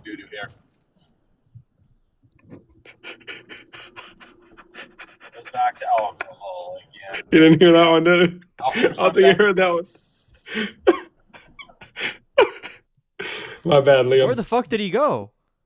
They got him. He just started babbling, and then feds got him. I just say some bullshit, bro. Liam gonna cry in the car, bro. He's not gonna cry, bro. He doesn't even know Charlie like that to be fucking crying about him, bro. Nah, bro, him and Charlie were besties. Oh God. Don't doubt him. Back in the day, he was like, Liam, so what are you doing? Oh, well, I'm just like sitting in my garage for fucking all night, just drinking, you know. You know, legend says that Liam is the one who inspired Charlie Kirk to even found TPUSA. Wow. Liam was in contact with Charlie Kirk when he was in high school. Yep. Amazing. Hashtag not surprised. That he's talking to high schoolers. Yeah. Oh, man, why is that the only person left who wants to quote unquote debate is fucking Liam, bro? Yeah, I don't think he's even serious. Like, I don't doubt that he's just fucking trolling, bro. Like, I've never once had an actual proper debate with him. He exactly. very quickly devolves into insults and drinking. Yeah, exactly, bro. I mean, it's fucking bullshit. I mean, there's just the creators on TikTok here, but they're very low quality, you know, not very high level. But, you know, we look for the highest of the highest levels. There's really nobody left to debate. Yeah, it's man. I made my prompt more broad. 63 people here. You're telling me not even one supports Trump? Yeah. I mean, like, bro, I had my last stream, maybe like 3K people come across the live, and I got like fucking 2 guests. Yeah. Yeah, I've seen even like Parker and Dean, like when they do get someone, it's like a fucking random chud who like rage quits or says the N-word in the first 30 seconds. Wow. Top 5 most effective ways to debate. True. Amazing. Even others on the right are saying Erica Kirk's involved in old Charlie's unaliving. We're the smart ones. I love that. I do love that the right is like cannibalizing themselves finally a little bit. Nick Fuentes said he's voting Democrat in the midterms, which is interesting, but we'll see. I don't know if he'll actually do that. I feel like it's kind of bullshit, but I think it seems like he wants to just because he's like pissed off that Trump wasn't fascist enough for him, which is interesting. That's so crazy, bro. That shit is so fucking crazy. He is right when he says, oh, if the left gets back into power, they're going to lock all of us up. He's right. They should be scared of that. Bro, I remember when Steve Bannon says that shit, he's like, all of us will be going to prison, myself included. Now, Bannon's going to CCOT. I hope he does, bro. That'd be fire. That's no, but honestly, we got to send him somewhere on the else. Concrete slab with no lights? Hell yeah. You think if we send him to CCOT, Bukele is going to be okay with like us sending the truck? He's going to be giving him lavish 5-star fucking treatment. Bukele told us that if the U.S. president wants to do something, he just has to roll over and take it. So you better keep that same energy when a Democrat forces him to hold the Trump admin there. Well, he likes Donald Trump because Donald Trump looks up to Bukele for being a fucking if he doesn't dictator. want to get in a fucking trade war with the U.S., he better fucking lock up the Trump admin Holy base, bro. I'd love that. Holy shit. That would be so fire.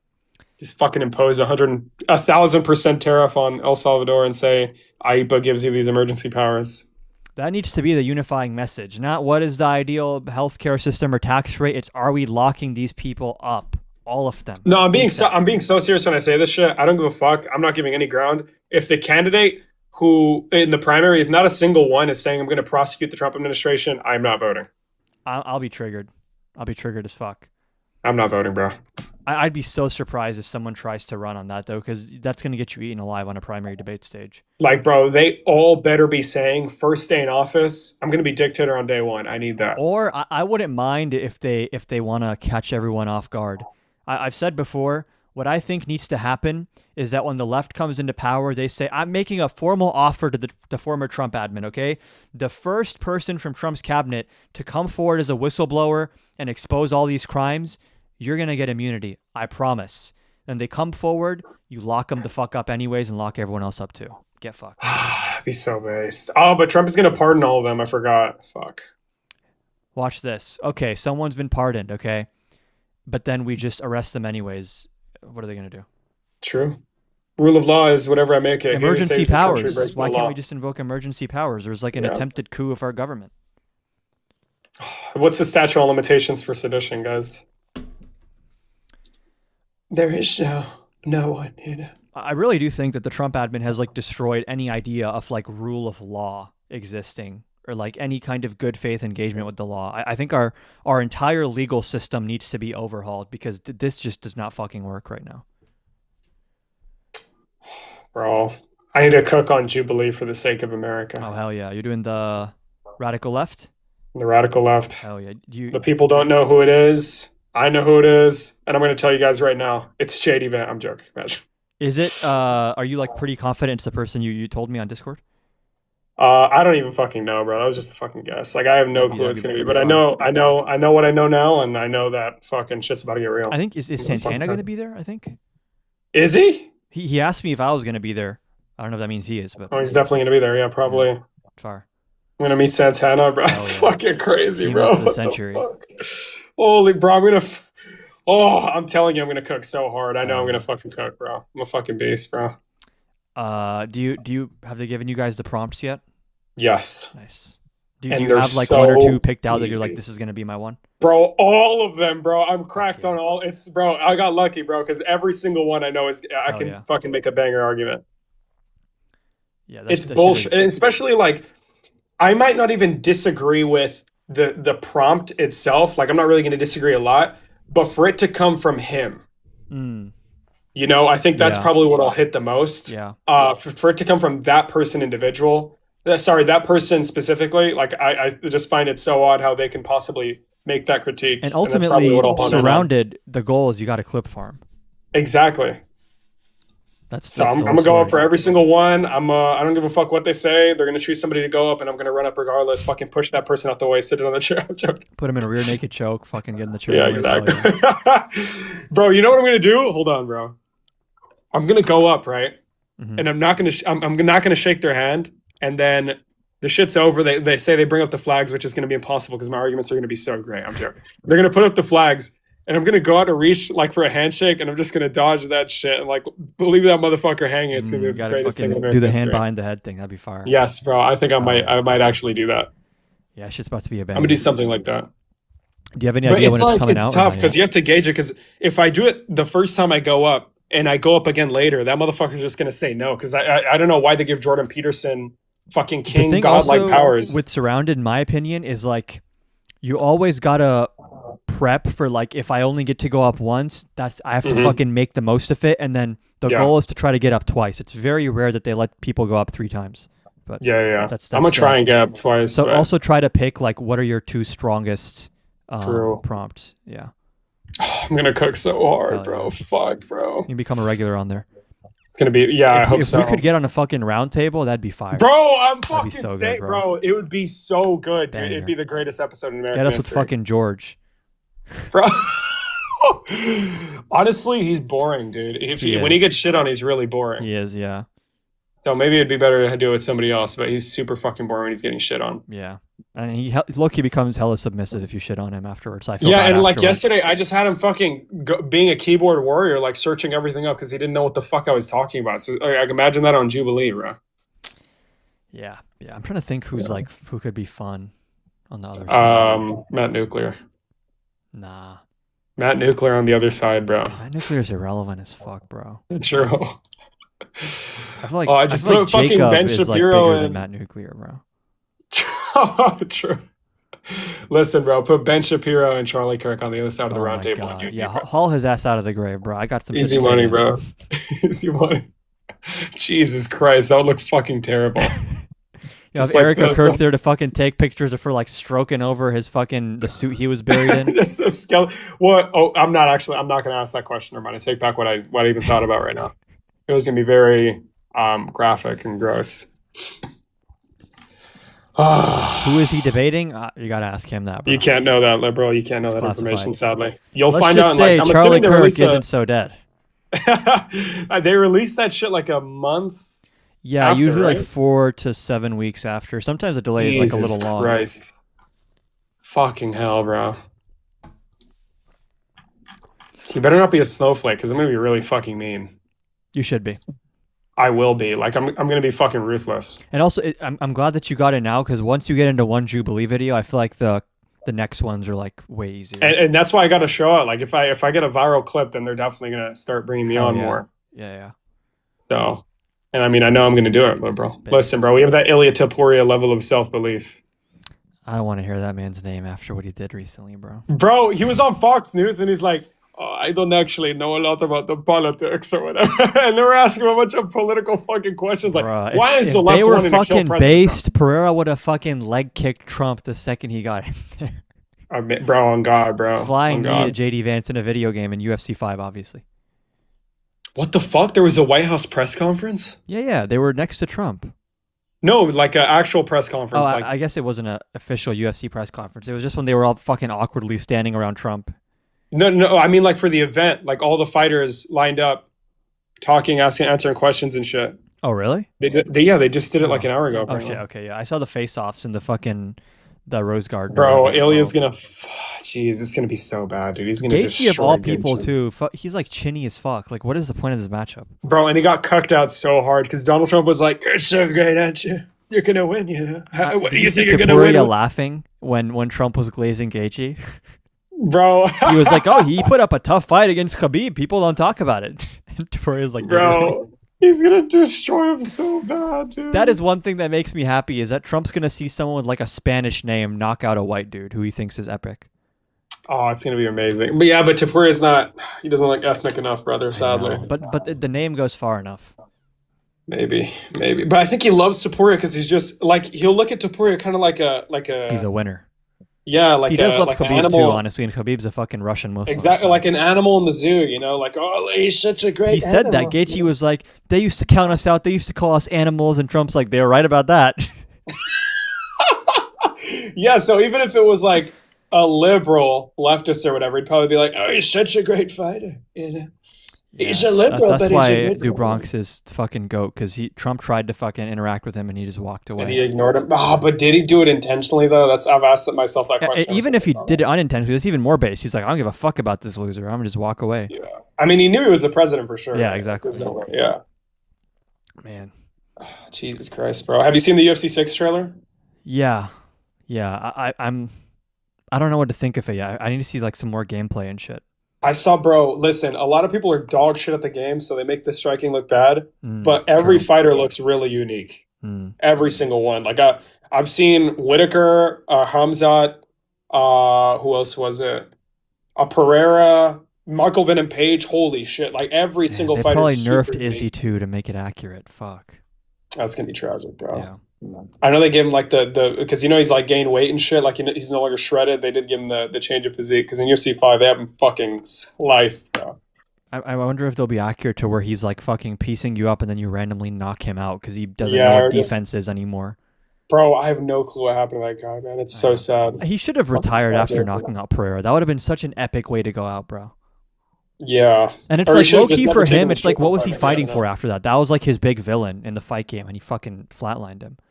Bro, that fucking hell, that night was crazy. That was like a top 3 UFC event for me. Yeah, no doubt. When he started fucking doing the Fortnite dances on Pereira's son. Bro, yeah. And he fucking got his ass back because he like played dead and shit whenever Izzy got KO'd by Pereira right next to him. People were like, oh, that's petty. He's a fully grown man. But I'm like, low key, it's kind of based. I do the same shit, bro. That fucking annoying ass little kid. The fuck out of here. And now they're like, they're friends. They respect each other, apparently. Yeah. It's nice to see. I want to see them train together. Jesus Christ, man. Izzy can teach him Fortnite dances and Pereira can teach him leg kicks. Holy fuck, dude. I wonder if I should give it a shot and stream. I said I was going to get on at like 6. Did you get a chance to watch this full debate?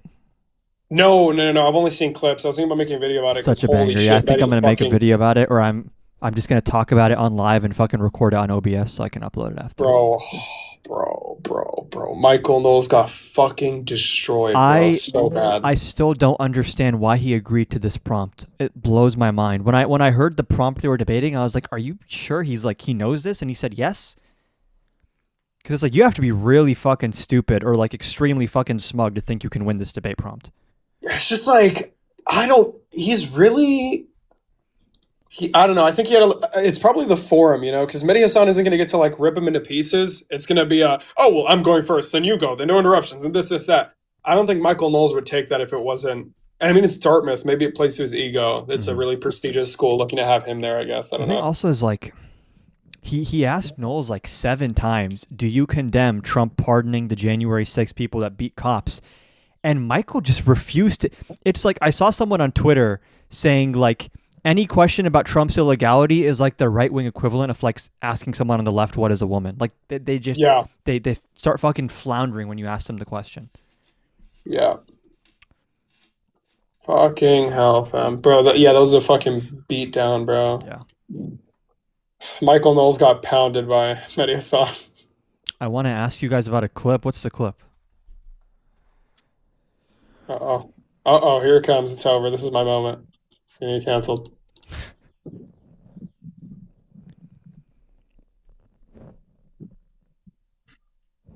Is this Wilson or is this a different Andrew? Imagine. Bro, I've always dreamt of Andrew Wilson going on his burner account and coming across my live stream. Like, that's been my dream for so long, dude. If you want to debate him, I can get that set up for you. Honestly, yeah, because I have nothing to do. I got you. I'll hit up But James. what would I debate him on, bro? That's the question. Maybe feminism? Here's the thing, bro. He's going to If I debate talk you about on the feminism, I could bring definition. his wife. And it doesn't matter, even if beforehand you get him to agree on a definition, he's fucking lying. Yeah, but it's like, it's not about that, right? It's about the memes and making fun of Andrew Wilson. Like, if the question's about, if the debate's about, we're going to say authoritarianism, there's no way I could bring his wife into it, but if it's about feminism, I definitely can. So my thing with debating someone like Andrew is like, if you do the whole wife pickle jar thing, in his mind, with his fans, he now just gets to say, oh, typical leftist, like making memes or whatever. I want to debate Andrew Wilson in a way where he fucking knows he lost. He knows that shit deep down. I think that's what I got with my debate with him, where it's like, if you're good faith and you fucking cook his shit, and he has nothing left, and he's like, fuck. He was fucking crashing out afterwards on Twitter. He was crashing out afterwards on Twitter. That is true. Yeah, that's not even cap, Junior. That's not even cap, you know. What the fuck? What is wrong with my captions on CapCut right now, man? They're low-key really annoying sometimes, where they'll randomly disappear or fucking start glitching and shit. Yeah, mine are super glitched right now. I end up having to go through and fucking edit them like word by word to make sure they line up properly. My mouse in general, my mouse is just fried. I have no clue what's going on. Gotta use a trackpad, bro.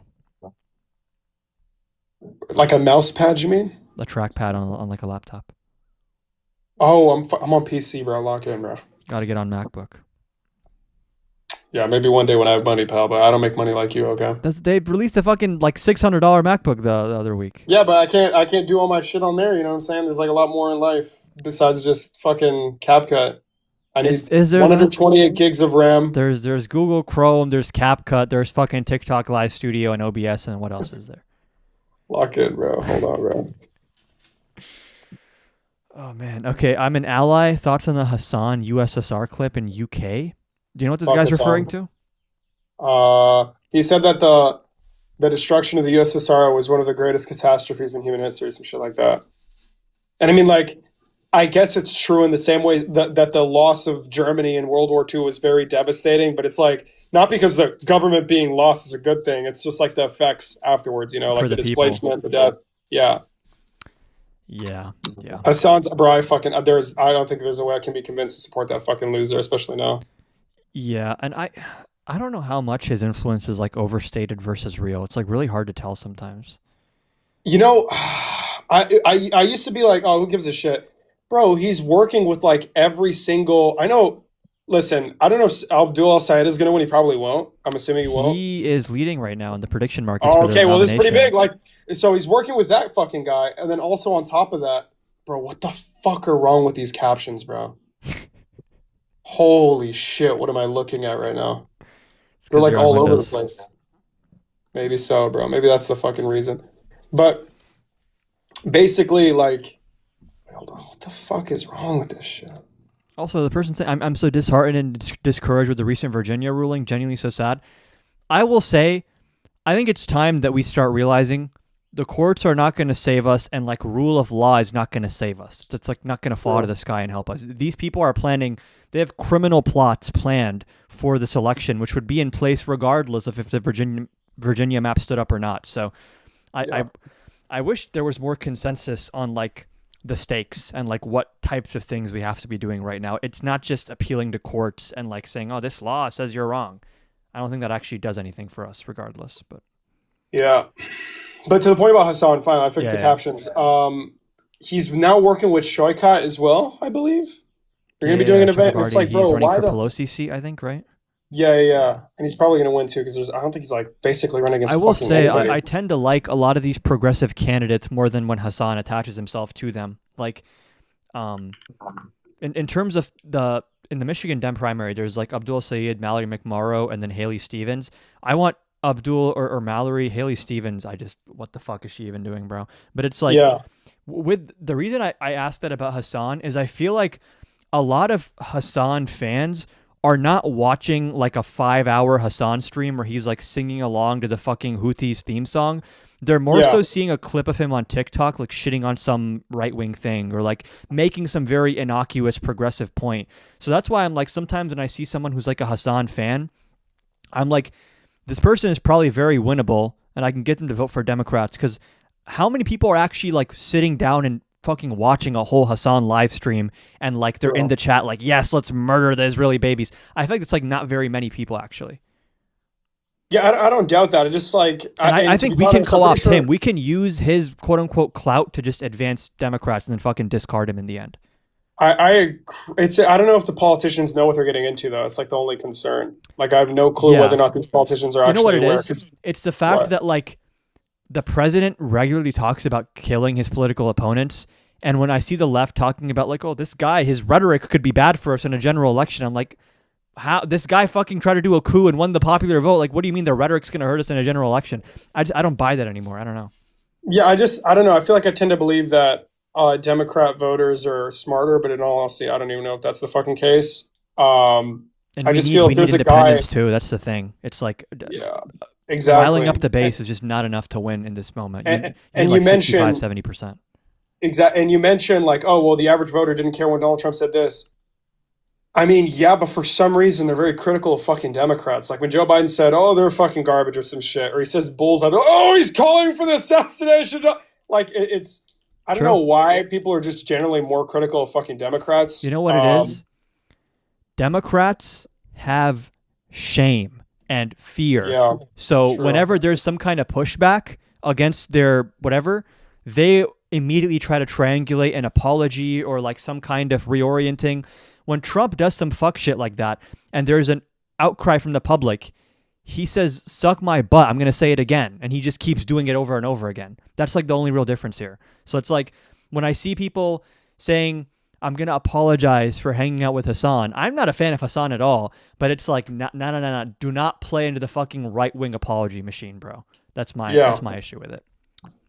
I think I take your point though. It's like it's a hard line to figure out because I also don't want the Democratic Party to be like taken over by certain elements. But it's like Hasan does not seem to me to be a very smart or like capable political operator. I think he just likes yapping and he likes clout and he likes showing off his new fits and stuff. And like, oh, look at and his fits are fire sometimes. And it's like, if that's the full extent of it, then like, fine, bro, go crazy as long as your people vote for Democrats in the general. And even then, I highly doubt that he has a viewership of people that are actually high propensity voters. Exactly. It's just like I find him really fucking annoying. That's I agree, he is annoying, but that's a really good point too. Is like the average person who's watching a Hasan stream is not fucking voting, bro. Yeah, exactly. And it's like they never were vote. There's this idea of like parts of the Democratic base sat out, and it's like that's true, but like those are people that did vote for Democrats before though, and a lot of people who have never fucking voted for Democrats are like, what are you gonna do to earn my vote? And it's like, why would we even believe you'd fucking vote for us no matter what? Exactly. Jesus Christ. Yeah, shit's cooked. On the bright side, UFC 6 is coming out. Bro, I'm The Boys I'm gonna be playing that shit every coming fucking out day, bro. still. I have to What do you catch think up about the on new it. season? What do you think about the new season? So after episode 4, I was like, I low-key do not feel any emotional investment in these Me too, characters, so I'm bro. gonna go rewatch. So now I'm like on season 3, and I'm gonna continue when I finish rewatching. After episode, what was episode 4 about again? I was it the one where it ended with Homelander fucking?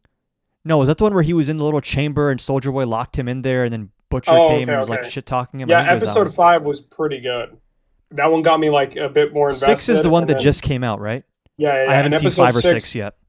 Yeah, episode 6 had me hyped up. I don't know if it was the Vivance or if it was just like me, but I was really fucking excited. No, I saw a lot of people saying 6 was really good. Yeah, but I feel like good, but the ending will hit more if you like have the other stuff fresh in your mind from the previous seasons. Bro, Loki, that's a good fucking idea. Because now I'm like so much more invested, and I've also seen like the Homelander thing from season 1, like how he progresses through. So now when there's like character work in season 5, it's not going to feel like filler because I actually give a fuck about the characters. True. Nothing tops Invincible though. That shit was a banger. Wait, what'd you say? Nothing tops Invincible. That shit was a banger. This last season, bro, Invincible listen, was like call me nitpicky. I fucking hate the animation. It ruins it for me. I honestly never noticed the animation until I went on Twitter and some dude's like, they're just dragging a PNG across the screen. Bro, it like looks like shit, dude. But I like the story. This season I was watched probably fully for the best. story. I don't really give a fuck about the fight scenes. I'm not gonna lie. I think it's good, but bro, like they can Also, do better. as someone who watches combat sports, fictional fight scenes like never hit for me because I'm like, that's not how that fucking works, bro.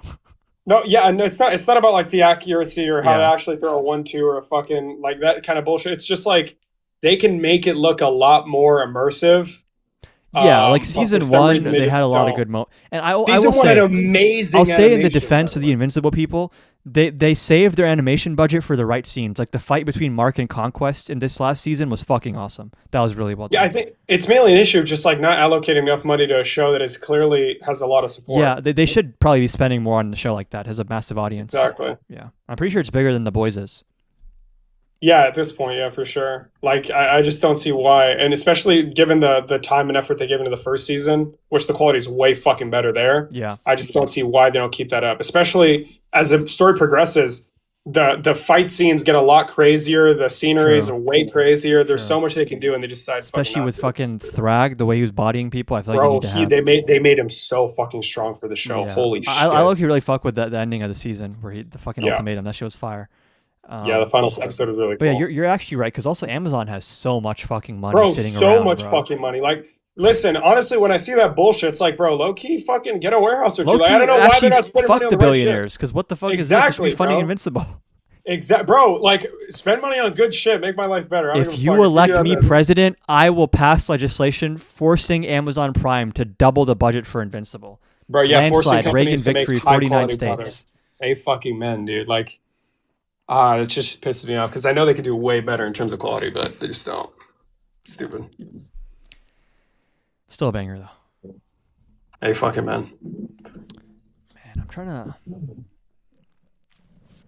It's like being on live and not having debates to do is like such a fucking. Because you're scrambling to see what to do, right? I'm like, am I supposed to like talk about some news or just fucking call it a night or what? Like, bro, on God, dude. That's why I'm gonna see. I'm gonna get on it like in like 15 minutes. I don't know. Maybe you could try if you see any debates going, but yeah, like, bro, fuck, there's really nothing to talk about. At least not today. I might just move to the YouTube video of this. I think there's like some interest in this debate. Mehdi Hasan really fucking violates Michael Knowles for the world to see, commits war crimes against the Daily Wire. Something like that. Did you see the new BLS report? No, I've just given up on the economy. What's in the new BLS report? 115,000 job increase. Okay.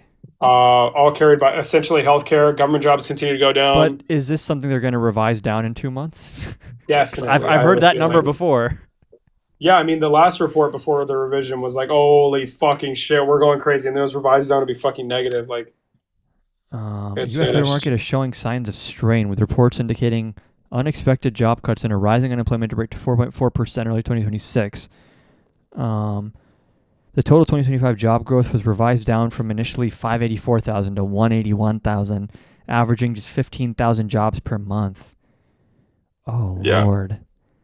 There's like 1 million layoffs in the last year. This Strait of Hormuz stuff is really going to kick into high gear in like the fall. It's going to be bad. Exactly. Yeah.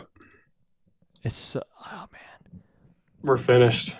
It's like, I have things I want to say that I feel like I can't say right now on TikTok without getting taken down. But if anyone thinks and I want to be clear peacefully and patriotically, but like the blue state governors need to start really locking in on this thing called states' rights and whether the executive branch can even be considered constitutionally legitimate at this point.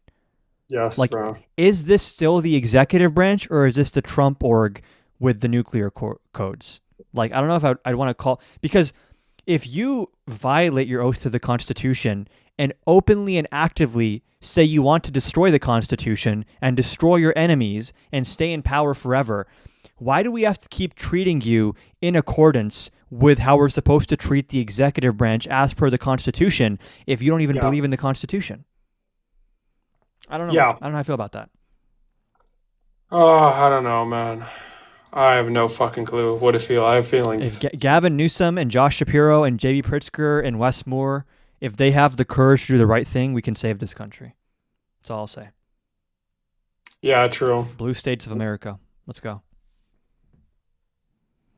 I've seen Kyle Kulinski saying this too, and at first I thought it was kind of doomer and cynical, but like the idea of a national divorce starts to feel more and more like not ideal, but like what else exactly are we supposed to be doing right now? Yeah. I'd love some ideas. I'd love some institutional way to fix this. I think we're fucked.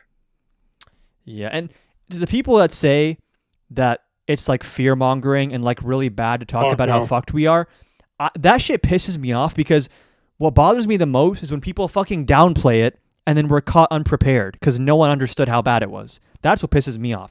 I'd rather quote unquote fear monger and be like doomer and be realistic and get across the severity of the issue so that we actually have the impetus to do something that meets the moment, versus acting like if we just vote and it'll be great. It's like, what the fuck do you think this is? I don't know. Not to say we shouldn't vote. You should. Too big to rig, obviously, but like that is not even close to sufficient. And it's like, yeah, I don't know. It's kind of cooked.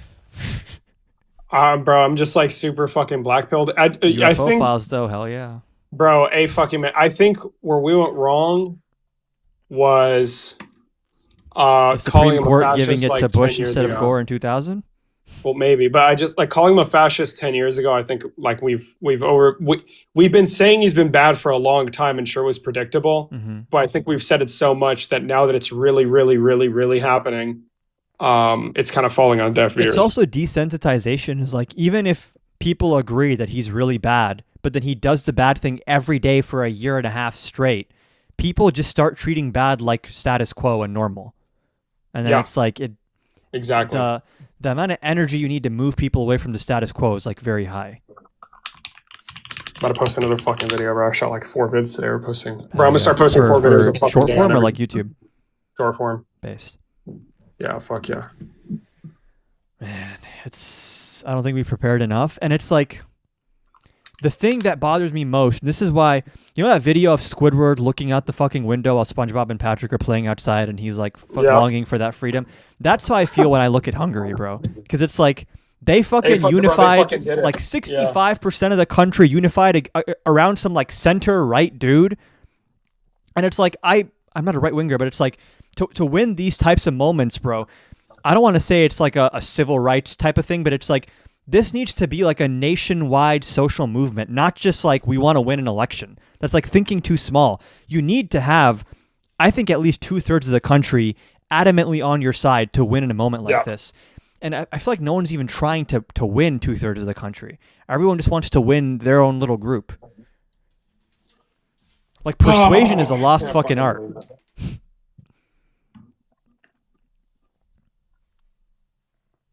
It was Rachel Scott, not Scott Jennings. Bro, I'm about to fucking crash. I ate like nothing today. Fuck, you know. Same, I'm low-key kind of hungry. Bro, I'm fucking starving. But it's just the age-old thing of like, am I about to go spend like $17 on a Chipotle bowl that's not even fucking... Bro, low-key, the fucking Uber Eats is putting me under, bro. I'm not gonna lie. I'm about to go under because of Uber Eats. We're not gonna be insolvent because of Uber Eats. Now, I can muster up that I won't get it delivered. I'll fucking drive there, but it's still like with fucking... Getting the right amount of protein eating out is getting tough, bro. And Trump's economy. Bro, America needs me to post though. America needs me posting. This is true. Bro. But can you post if you're not hitting your macros? True. I fucking love that Obama soundboard I got. Oh, you got Obama on there? Yeah, he says true. It's fucking amazing. True. Apparently, someone named Biggie wants to. Is in the guest. Who are you, Biggie? Can you reveal yourself in the chat? Are you a Trump? Come on, Biggie. Come on now. Protein shakes and eggs, my friend. Your stomach will hate you. Yeah, I'll hate my life. Like, why does protein have to mean I'm suffering in life? Hey, fucking man. It's like at a certain point, am I willing to just bite the bullet and spend like $30 on 2 Chipotle bowls? I don't know. Age-old question. Fuck all that, bro. Not gonna cap. No cap on God, Joe. True. Oh. Okay, I'm posting this video now. Oh yeah, it's fucking. Make sure you guys lock in, like, share, all that stuff. Yes. Comment. Totally, bro. TikTok hates me. Like the last one I just posted, good video talking about the UFO shit. Yeah. Them violating the Epstein files. It's capped at like. You have a lot of videos that I feel like should be a lot bigger than they are. And they're fucking, bro, I'm saying, like, it's so bullshit. I don't know why.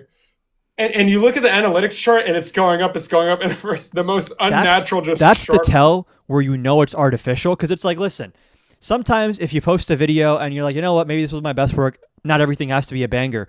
But sometimes you post a video, and you're like, this is a fucking banger, I know it. And then all the retention metrics of, like, watch time, followers gained, comments, bookmark to view ratio, all of it is like A1, and still, if it doesn't push you to get impressions and views, everything else just falls off. And it's like, one of my videos had like the average watch time be 40 fucking seconds, and insane viewer retention, good likes and repost, and it just died. I had one where like my likes were like, I think like over 1/3 of the views, and my bookmarks were crazy, and it was like 65 or 75% completion, and I was like, previously, like a year ago, a video with those stats is a banger. Like it's hitting at least a few thousand likes, if not more. And it's like now it's like the quality does not match the outcome of the algorithm, which is I guess it's not surprising with fucking the Ellison dude and shit.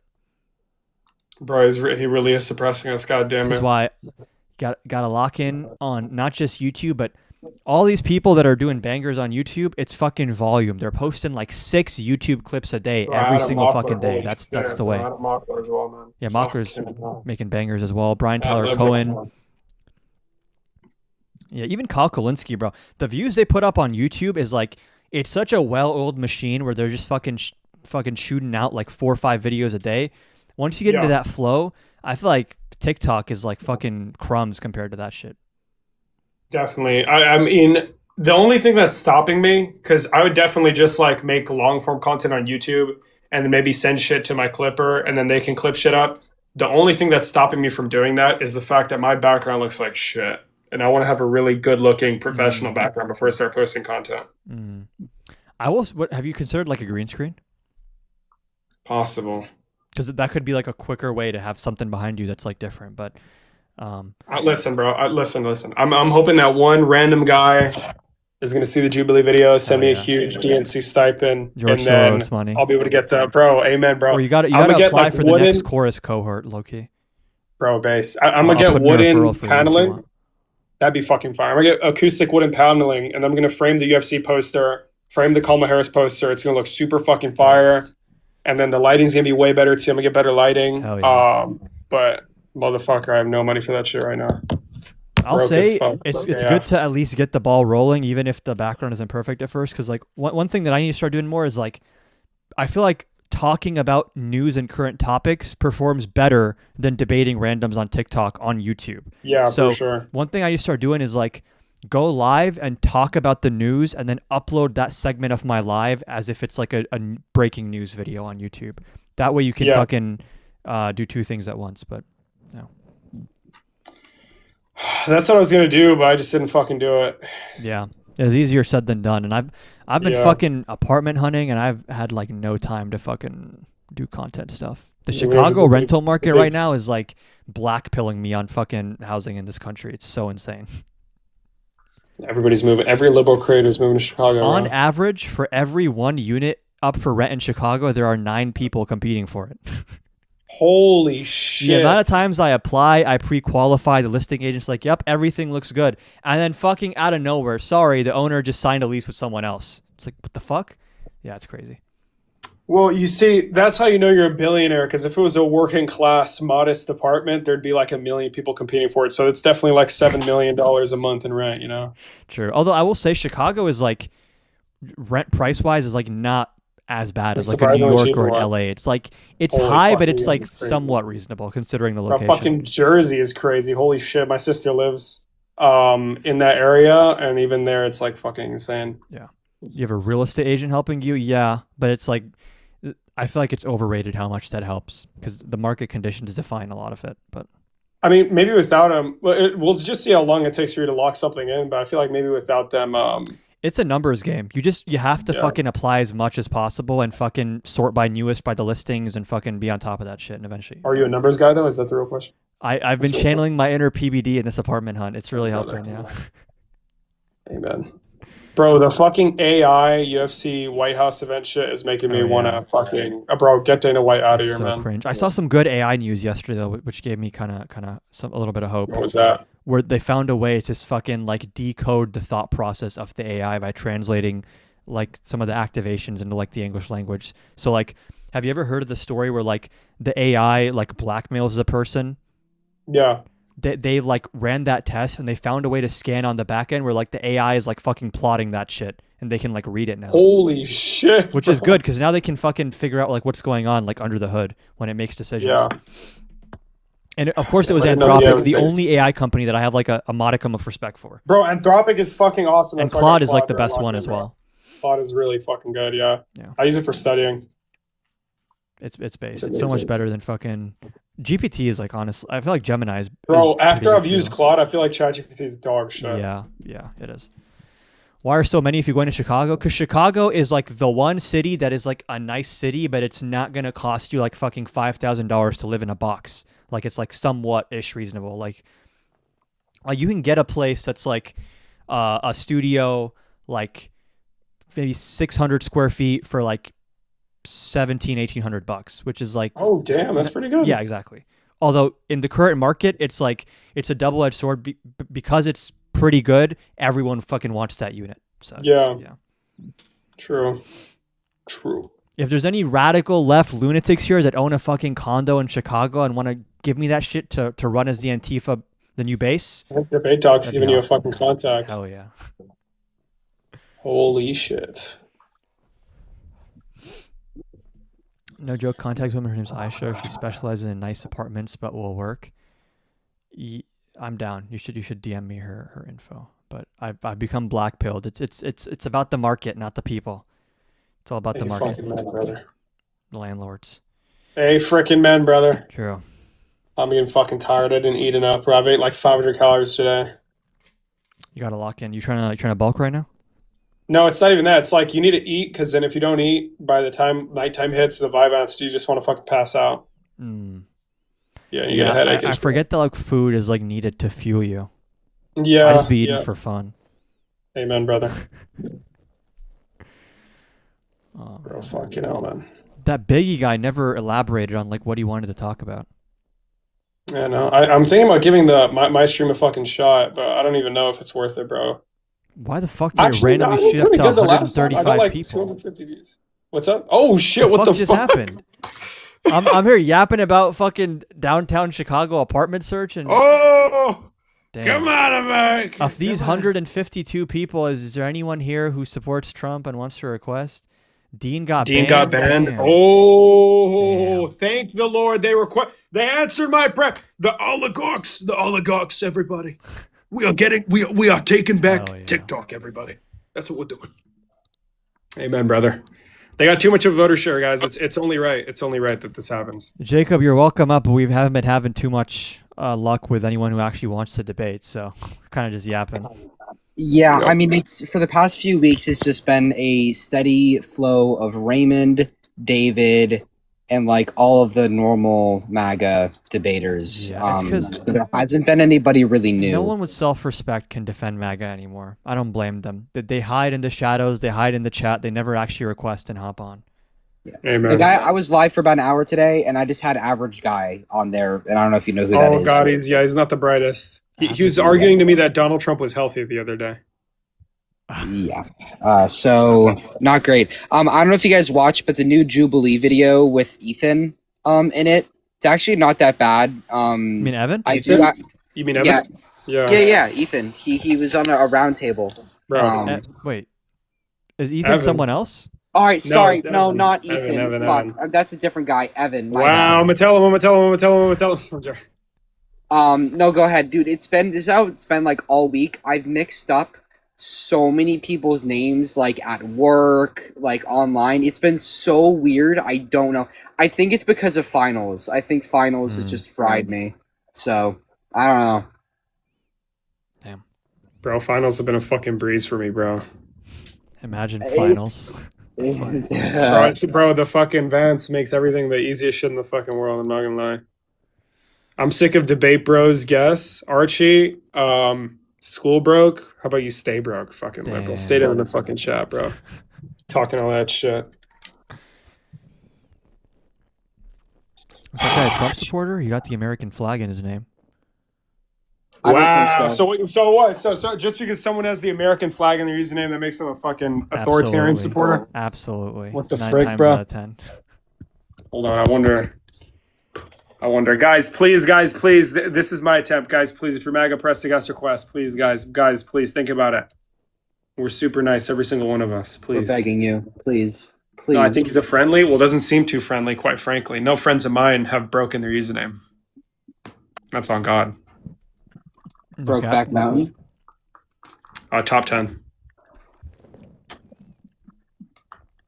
Guys, request up, please. Or What's like the fucking stream. what's the video you have up right now? It's a debate that happened between Michael Knowles and Mehdi Hasan. If I don't get any debates, I'm just I gonna, haven't watched this yet. gonna yap about this and make it into a YouTube video, most likely. Yeah, that's kind of what I've been thinking of doing, is just stealing other people's content. It's just for my own base. I mean, it's a strat. It is also just like covering the news and events. So like, Mehdi blew him out. He blew him out real bad. Michael Knowles got blown out in this debate, guys. Yeah. Like he couldn't even walk out. He's so fucking smarmy and smug too. He thinks like he's Bro, like all my proper God, that and pissed me shit. out so much. But I loved it so much when I hate his setup too, because he thinks he's like fucking Bruce Wayne or something. He's like, oh, I have a cigar He's like a company called failed the theater Mayflower. kid, I'm pretty sure. Like he wanted to be in the fucking ballet or some shit. All of them are failed theater kids. Brett Cooper is a failed theater Ben kid. Shapiro for sure is. Yeah. Like that's the thing. I'm a failed theater kid. If I could be an actor, bro, I would. I fucking love that. But the difference is that you're on the left to your base. So it's actually not the same. See, that's the thing. Yeah. All of them are bigoted, and you can't be bigoted and be in the theater industry. You have to be on the left. So because it's controlled by those people that don't let you say things you want to say. It's controlled by the cultural Marxists and globalists, obviously. Exactly. Yeah, he's definitely just talking about the globalists. That's what he's talking about. Yeah, the globalists. Yeah. Wow, still not one guest request. Maybe there's a MAGA that I can send this man is like ominous as fuck, not saying anything in the chat. What do you want, Biggie? Hello? Hello, Biggie. Can you hear me, Biggie? Wow, DOA. That's crazy. Nice. RIP. Pokemon Master. Who are you? He's a friendly of mine. Or not, he's like a guy that just comes up on lives. Is there anyone here who just likes Trump, bro, or doesn't like Democrats? Something you should do. You should set up a Google Voice. Yeah, That's I need what to do I that. did, so And people just do can a call Discord in. channel as well for it. Yeah.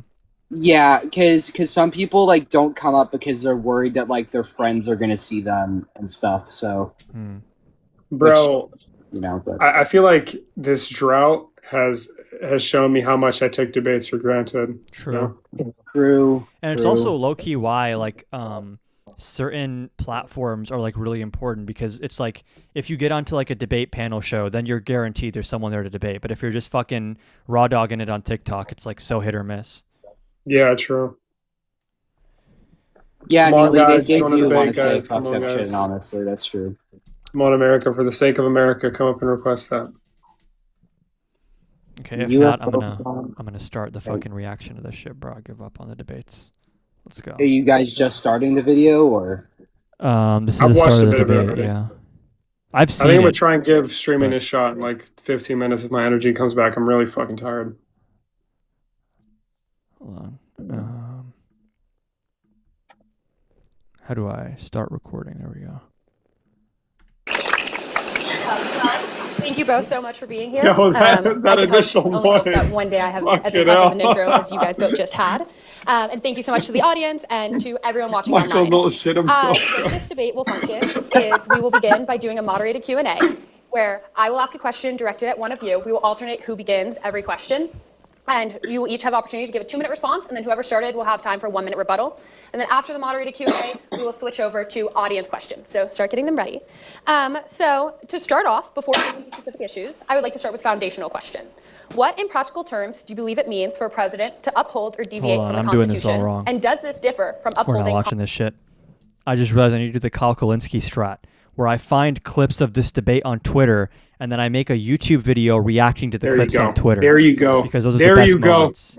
Instead There of you fucking go, brother. reacting to a fucking 1 hour long thing and then scrolling through on CapCut to find like 10 minutes I want to use.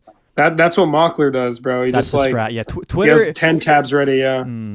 Twitter to YouTube pipeline needs to be investigated further. Amen, brother. I was really about to just do the most and have a fucking like 5 gigabyte file. Right, I don't know why the initiating fucking noise is like someone taking a sloppy shit to start, bro. Jesus Christ. The sound quality for this video was horrible. Yeah, there was that was some dude interesting, fucking wasn't it? coughing his heart out in the background for the first hour. Bro, and I was so confused where the crowd, like where they were at on all this, because they would clap at like both of them and Yeah. cheer on both. It was so weird. I think she said they did an audience poll and like 2/3 or 3/4 sided with Mehdi, but they were low-key cheering for Michael at a few points. Bro, yeah, it's so dumb, dude. Start posting bro, on honestly, Reddit, gang? I don't know. Listen, bro, I'm gonna say this since I feel like UCLA and Berkeley are really good schools. I think those tour stops showed me that they really lowered my expectations for the quality of student at these institutions. Oh yeah. I was expecting a lot It's low-key better, just, bro. I mean, I don't know if it's Gen Alpha or like the tail end of Gen Z, but man, students are getting like really fucking stupid. I don't know what's going on. Fucking It's hell, like the really MAGA fucking bad, students, dude. Jesus Christ. Like I debated the president of TPUSA and his arguments were dog shit. Like I just would have expected more, from fucking Berkeley. Yeah, it's because being right wing is already stupid as fuck, but then you combine that with the fact that like every young person growing up right now is like naturally stupid as fuck because of fucking COVID and all the school shit. So I feel like it's a really bad. Yeah. I feel like when Gen Alpha and like the later parts of Gen Z are like fully grown adults, it's gonna be fucking bad when they're in positions of power. Like the people who are like legit Andrew Tate fans and fucking like living on like Rumble and Kick and all these websites. Forced doctrine alert. We're going to be having forced doctrine debates in the House and Senate. I feel like we're going to like idiocracy realm. Like at this point, it doesn't even feel like a movie anymore. It legitimately feels it's what our society is heading to. Yeah, and I feel like idiocracy was like we're so far, but we're just like in failed state death cult territory at this point. I think I'll start using the failed state label depending on how the midterms go. Fallen State. I'm gonna make my show. I'm gonna call it Fallen State. Holy David shit, Fallen State. what a reference. Maybe The Jesse black. was right all along. Hey, Michael, gonna talk about the blacks. We can talk about here. Who the hell is Bro, I've Michael? got this clip on my YouTube. And it's like, how can you be a pastor and call him the B word? And he's like that, bro. I need to Like fucking find it. It's so and he just says it, and it's the funniest shit ever, bro. God, the Buffalo Police Department just. I saw a random clip of him interviewing fucking Amazing. Michael Jackson's brother. It's like, how do you have these contacts, bro? Like, He's just amazing like that. true. And I got it in my feed right after watching the Michael movie, which is like a little bit sus. Palantir's watching me or some shit. Amen, brother. Dude, dude, the other day, one of my fucking family friends who never uses TikTok opened a brand new TikTok account and saw one of my fucking videos on the For You Hashtag page. not surprised. What the fuck? Like this. I mean, yeah, if you have the show your contact, or sorry, like find yeah, your true. contacts thing on, they'll just like show They'll you recommend videos people of who are everybody probably you in your know. Yeah. circle. Which is scary. I don't even know this person. They're just like a family friend that knew me when I was like a fetus. I don't know. This is like, why it's time for everyone to put all their technology in the trash, and we're all gonna go live in the woods and Amen, can we brother. do that? a new country. Do you just want to just like live in a commune or something? It sounds Fuck really no. awesome. Hell yeah. Well, unless it's like a Airbnb in the Catskills that we can like take over, I'd fucking Low live key, there. if That everyone place who is voted fire. for Kamala Harris pitches in, we could get such a fire Airbnb for everyone. Like a fucking castle. Bro, we could just rent out Charlie Kirk's mansion. So that true. fucking be sold, you know. Yeah. I $6 mean, million mansion. like jokes aside, like I think we have seen the monetary power of Americans lately. Like the fact that Tallarico has raised $50 million, like alone, like we could do some fuck shit if we just decided to all get together and put our money. Yeah, the big if is Angler. just this little thing called coordination across many people, which feels fucking impossible right now. So Yeah. it's fine. I will say the left does have an issue with coalition building because either Bro, what we we do, just don't. We just need cool people, bro. It's a solution. Get cool people. Yeah, on the you left, need bro. someone That's it, bro. who is like cool enough that all the different factions of the left are like, I fucking like this guy. Let's just team up. Exactly. Yeah. Exactly. yeah, that should be Tallarico, but we have. Sorry, no, I'm not gonna. We have That's people my guy. like Tallarico, Crockett. after that speech he just gave, I'm like, this guy, he's him. Like, this That's guy's my like, guy. I'm I'm sorry. God, I'm God, I'm The God, only I'm reason God. why people hate him is Hold on, because give me a they were simping for Jasmine Crockett. That's it. So only reason why people dislike him. I don't even think people really dislike him honestly that much. I feel like in the primary things got kind of heated, but it's like now I feel like everyone, Crockett endorsed him and stuff. I feel like everyone gets the assignment at this point. Yeah, I just hope if he ever runs for president, then I'm able to work on the campaign because that'd be the dream. Yeah. I feel frustrated that if I was born 10 years earlier, then I would actually be able to be a part of this like populist movement, you know? Mm. But I'm kind of getting in there a little bit late, unfortunately.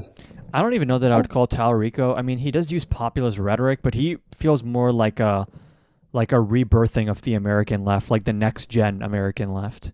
Like, Yeah, you like know, the fucking New Jackson Deal Storm pulled up on Democrat. Lightning McQueen. Like, that's what Tallarico is to the left right now.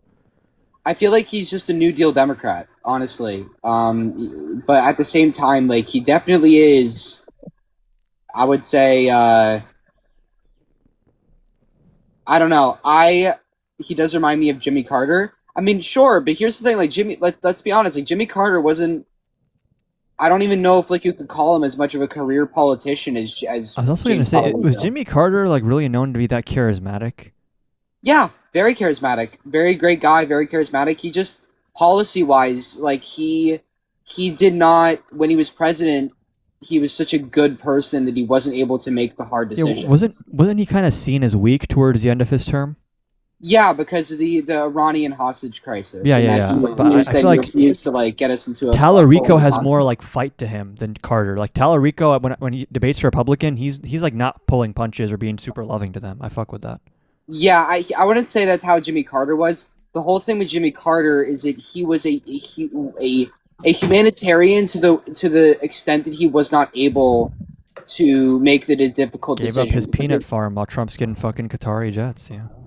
He brought peace to the Middle East. I mean, he was definitely better. Jimmy Carter brought peace to the Middle East. He the tried Camp- with good Camp intentions David. kind of sometimes, but He had the Camp David Accords, which were decent, but they ultimately fell through, kind of like the Oslo Accords did. Well, Jimmy Carter was a Zionist true. that gave. I'm joking. I think he gave the Shah a bed at a hospital. True, actually, he's part of the reason Iran fucking hates us so much. I forgot about that. It's true. Shit. Yeah, exactly. When And the then Shah they was fucking- sick, they're like, Jimmy oh yeah, we're gonna give Carter- him the best medical care. Listen, listen. If it wasn't for Jimmy Carter giving him that fucking bed, then they wouldn't have kidnapped the 66 U.S. people outside, like from the embassy, and then that gives them less ammunition to say Or this war's been removing going on for what's his 47 years. name, Mossadegh in the first place. If he Yeah. didn't No, that play a was part Eisenhower. in that, then That was Eisenhower, though. That was like 50 years earlier. Or right, not 50. but it was part of an overall policy towards the Middle East of just using them as like a prop for some kind of strategic true. goal, which bred like a lot of resentment towards the West. Yeah, I mean, I don't even know. Here's what I said. Like, can we just like leave the Middle East alone for like 50 years? No. Can we just do that for once, I like it. please? I like Tel Aviv too much. Tel Aviv should be protected. I protect like Tel Aviv.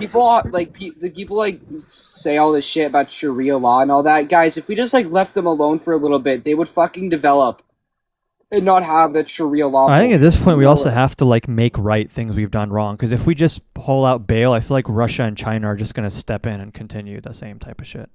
Well, then they continue it, but then they're the ones that look bad.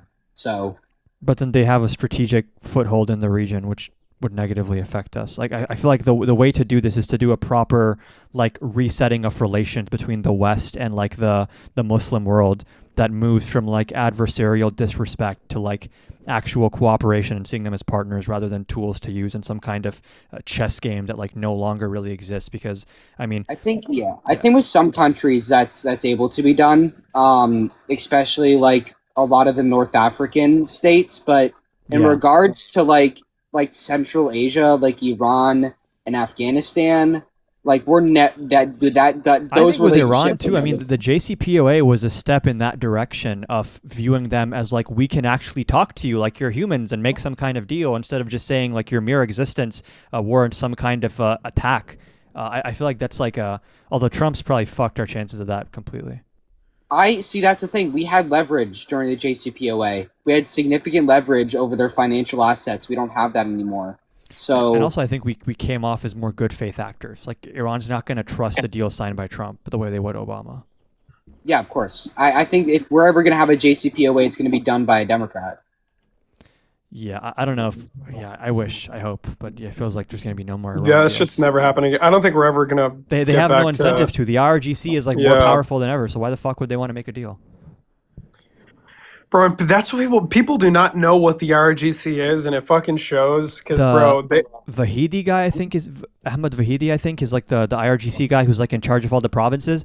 He low-key has more power than the fucking quote unquote new supreme leader who has like no. I'm literally clout doing in a Iran. research paper about it right now. Like the IRGC, especially in eras where the Ayatollah lacks like political capital. For example, when the previous one, the father of the new one, when he took power, the RGC so much played more clout than the new guy. Yeah, true, but the RGC played a huge role in like establishing his presence in the country.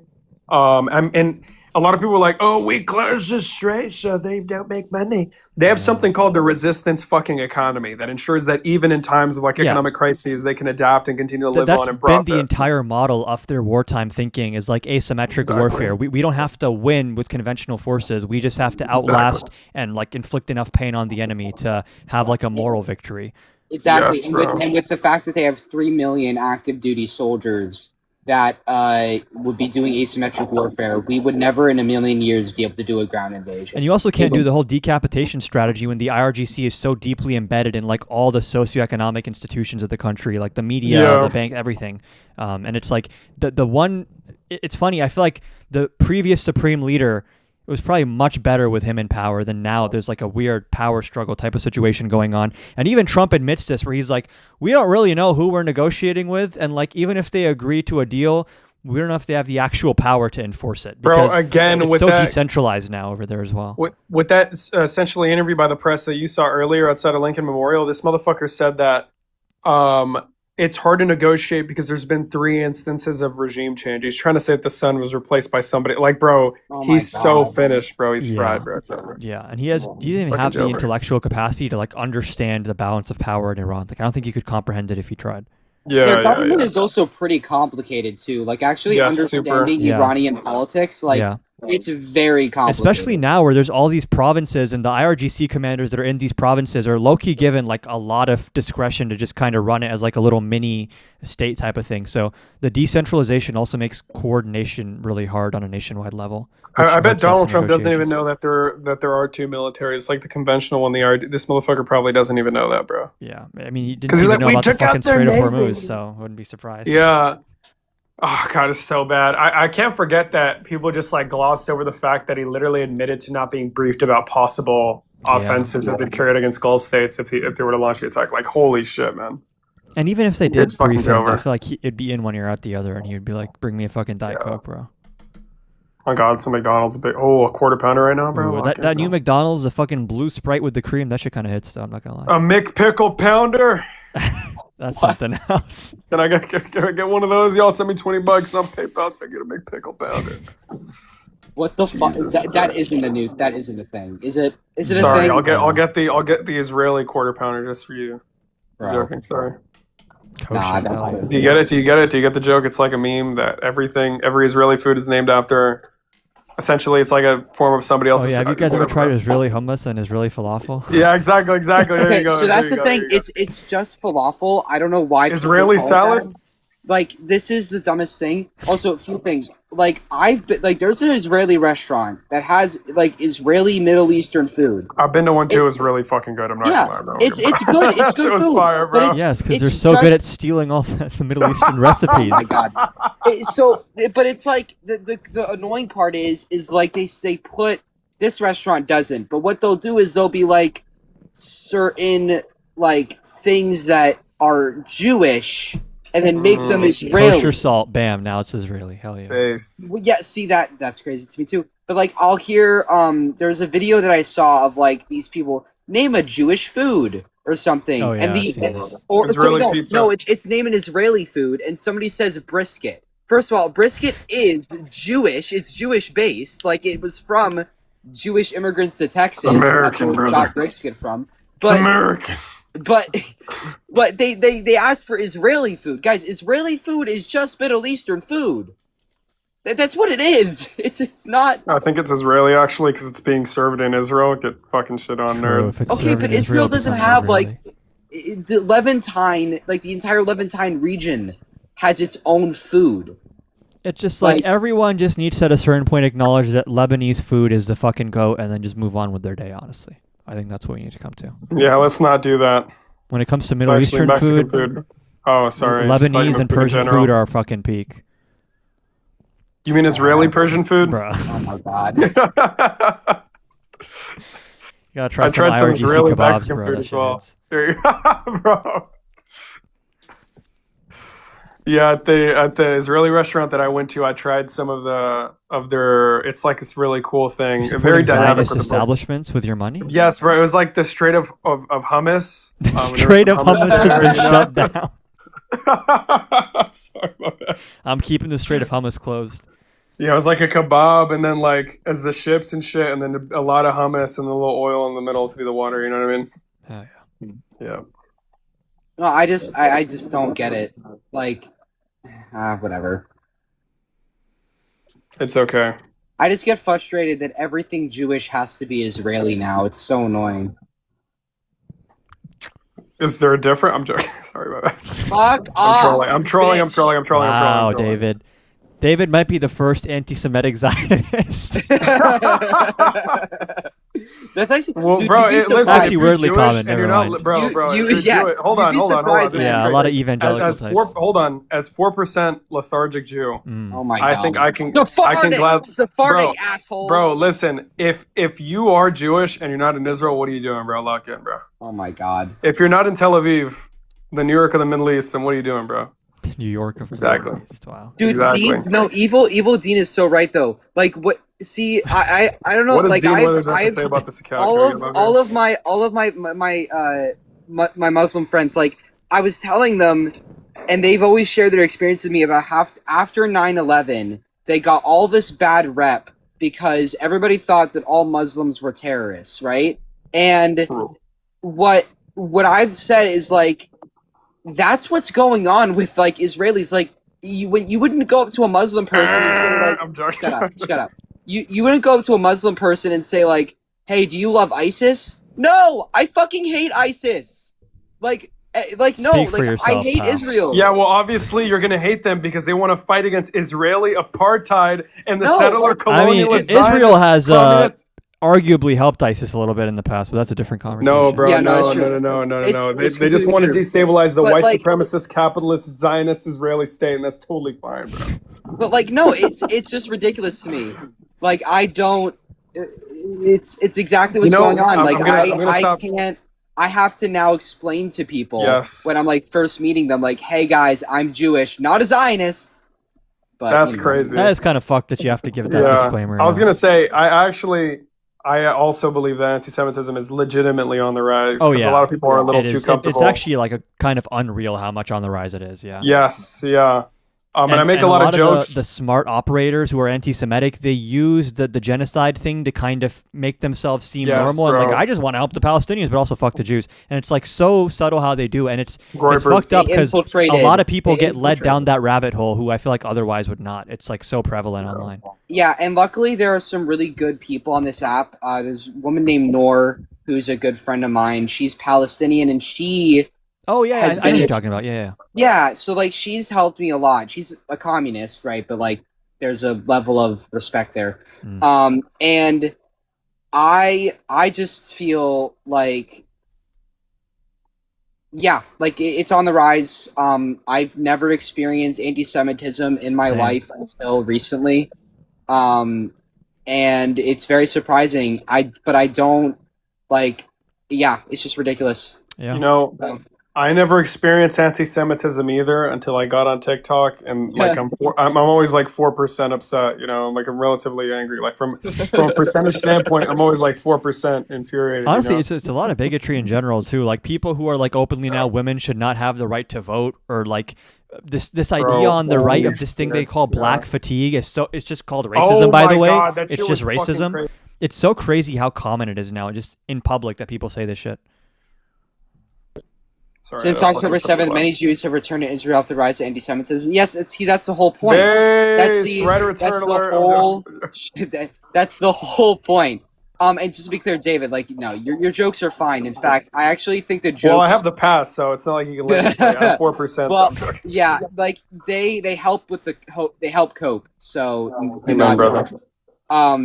But yeah, like that's what Israel wants, guys. Like Israel wants Jewish people to feel unsafe because it then brainwashes us into wanting Israel to exist. That's the whole point. Bro, let me guess, bro. You're one of the Jewish voices for fucking peace, guys. Not actually part of the real fucking cause, bro. Fucking liberal. Get out of here, bro. I have real roots, bro. I'm Sephardic, bro. It's like basically Israel. Like, bro, lock in, guys. I'm basically Israel. Oh my god. Okay. Yeah, and Tibar's right. Like it is mostly online. However, like I'll tell you, for personally for me, is it though? I feel like online applies to every Gen Z voter. It's confident at its peak online. Like people say it the most with their chest online, but those people still exist in real life, and a lot of them are fucking Republican staffers who watch Nick Fuentes on Capitol Hill. So. I would say this. I had never experienced in-person anti-Semitism until October 7th. It was never. I actually didn't even care about Israel until October 7th. I never really even understood what it was or like the concept of it. Until he's gonna request, isn't he? He literally requested 10 seconds before you said he was going to request. But who's it? Who's it? RC. Oh God. Okay. But I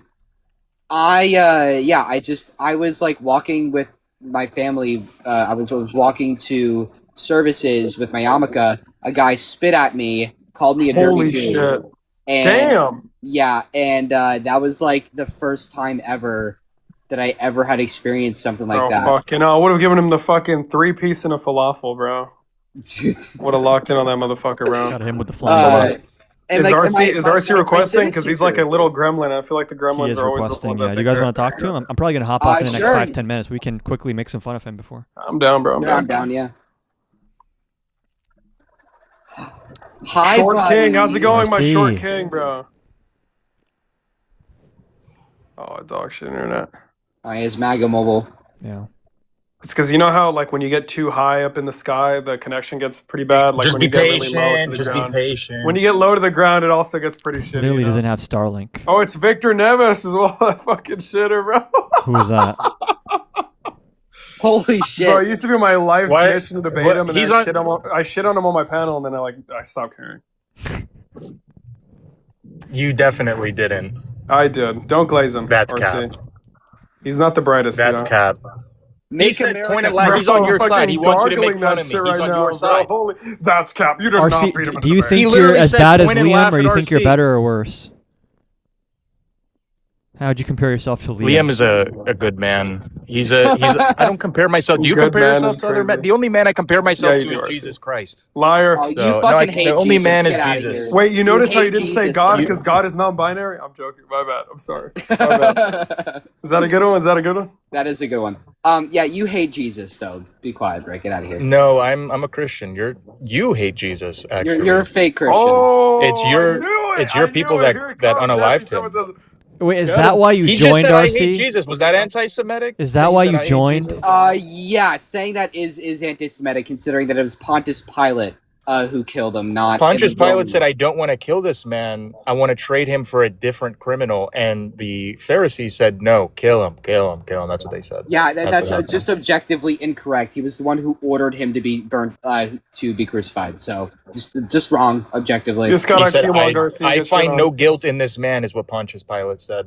And the What Bi- Pharisees that had where- been Where Yeah. is that? Where is that? in the Twitter? Bible. Liberal? No, it's in the New Testament. Pontius Pilate says, "I find no guilt in this man." Okay, cool. Is that what you wanted to Give discuss us- with give us? us Is like Barabbas. get mad at Jacob for being but- Jewish okay, or so wait, something? hold on. He authorized the crucifixion. And Yeah, but who pushed him? I did just search it up, Luke 23:4. But he literally authorized the crucifixion. So, Yeah, but he didn't want to. but he The did. Pharisees He had literally forced him did to it. do Did it, bro. Bro. Yeah, what? And the Classic. Pharisees wanted. They had been plotting his Amen, death for brother. a long time. The Pharisees had been saying, "We want to assassinate Jesus." They'd been wanting to kill him Why? because he is God, and he said, "I'm God." And Deserved low-key he God his claimed to ass. be the Messiah, and they Heretic. wanted to unalive him because of that. That's why. Based. Based? Yeah. Yeah, I mean, it's going to be really funny when Satan's clapping you for eternity in hell.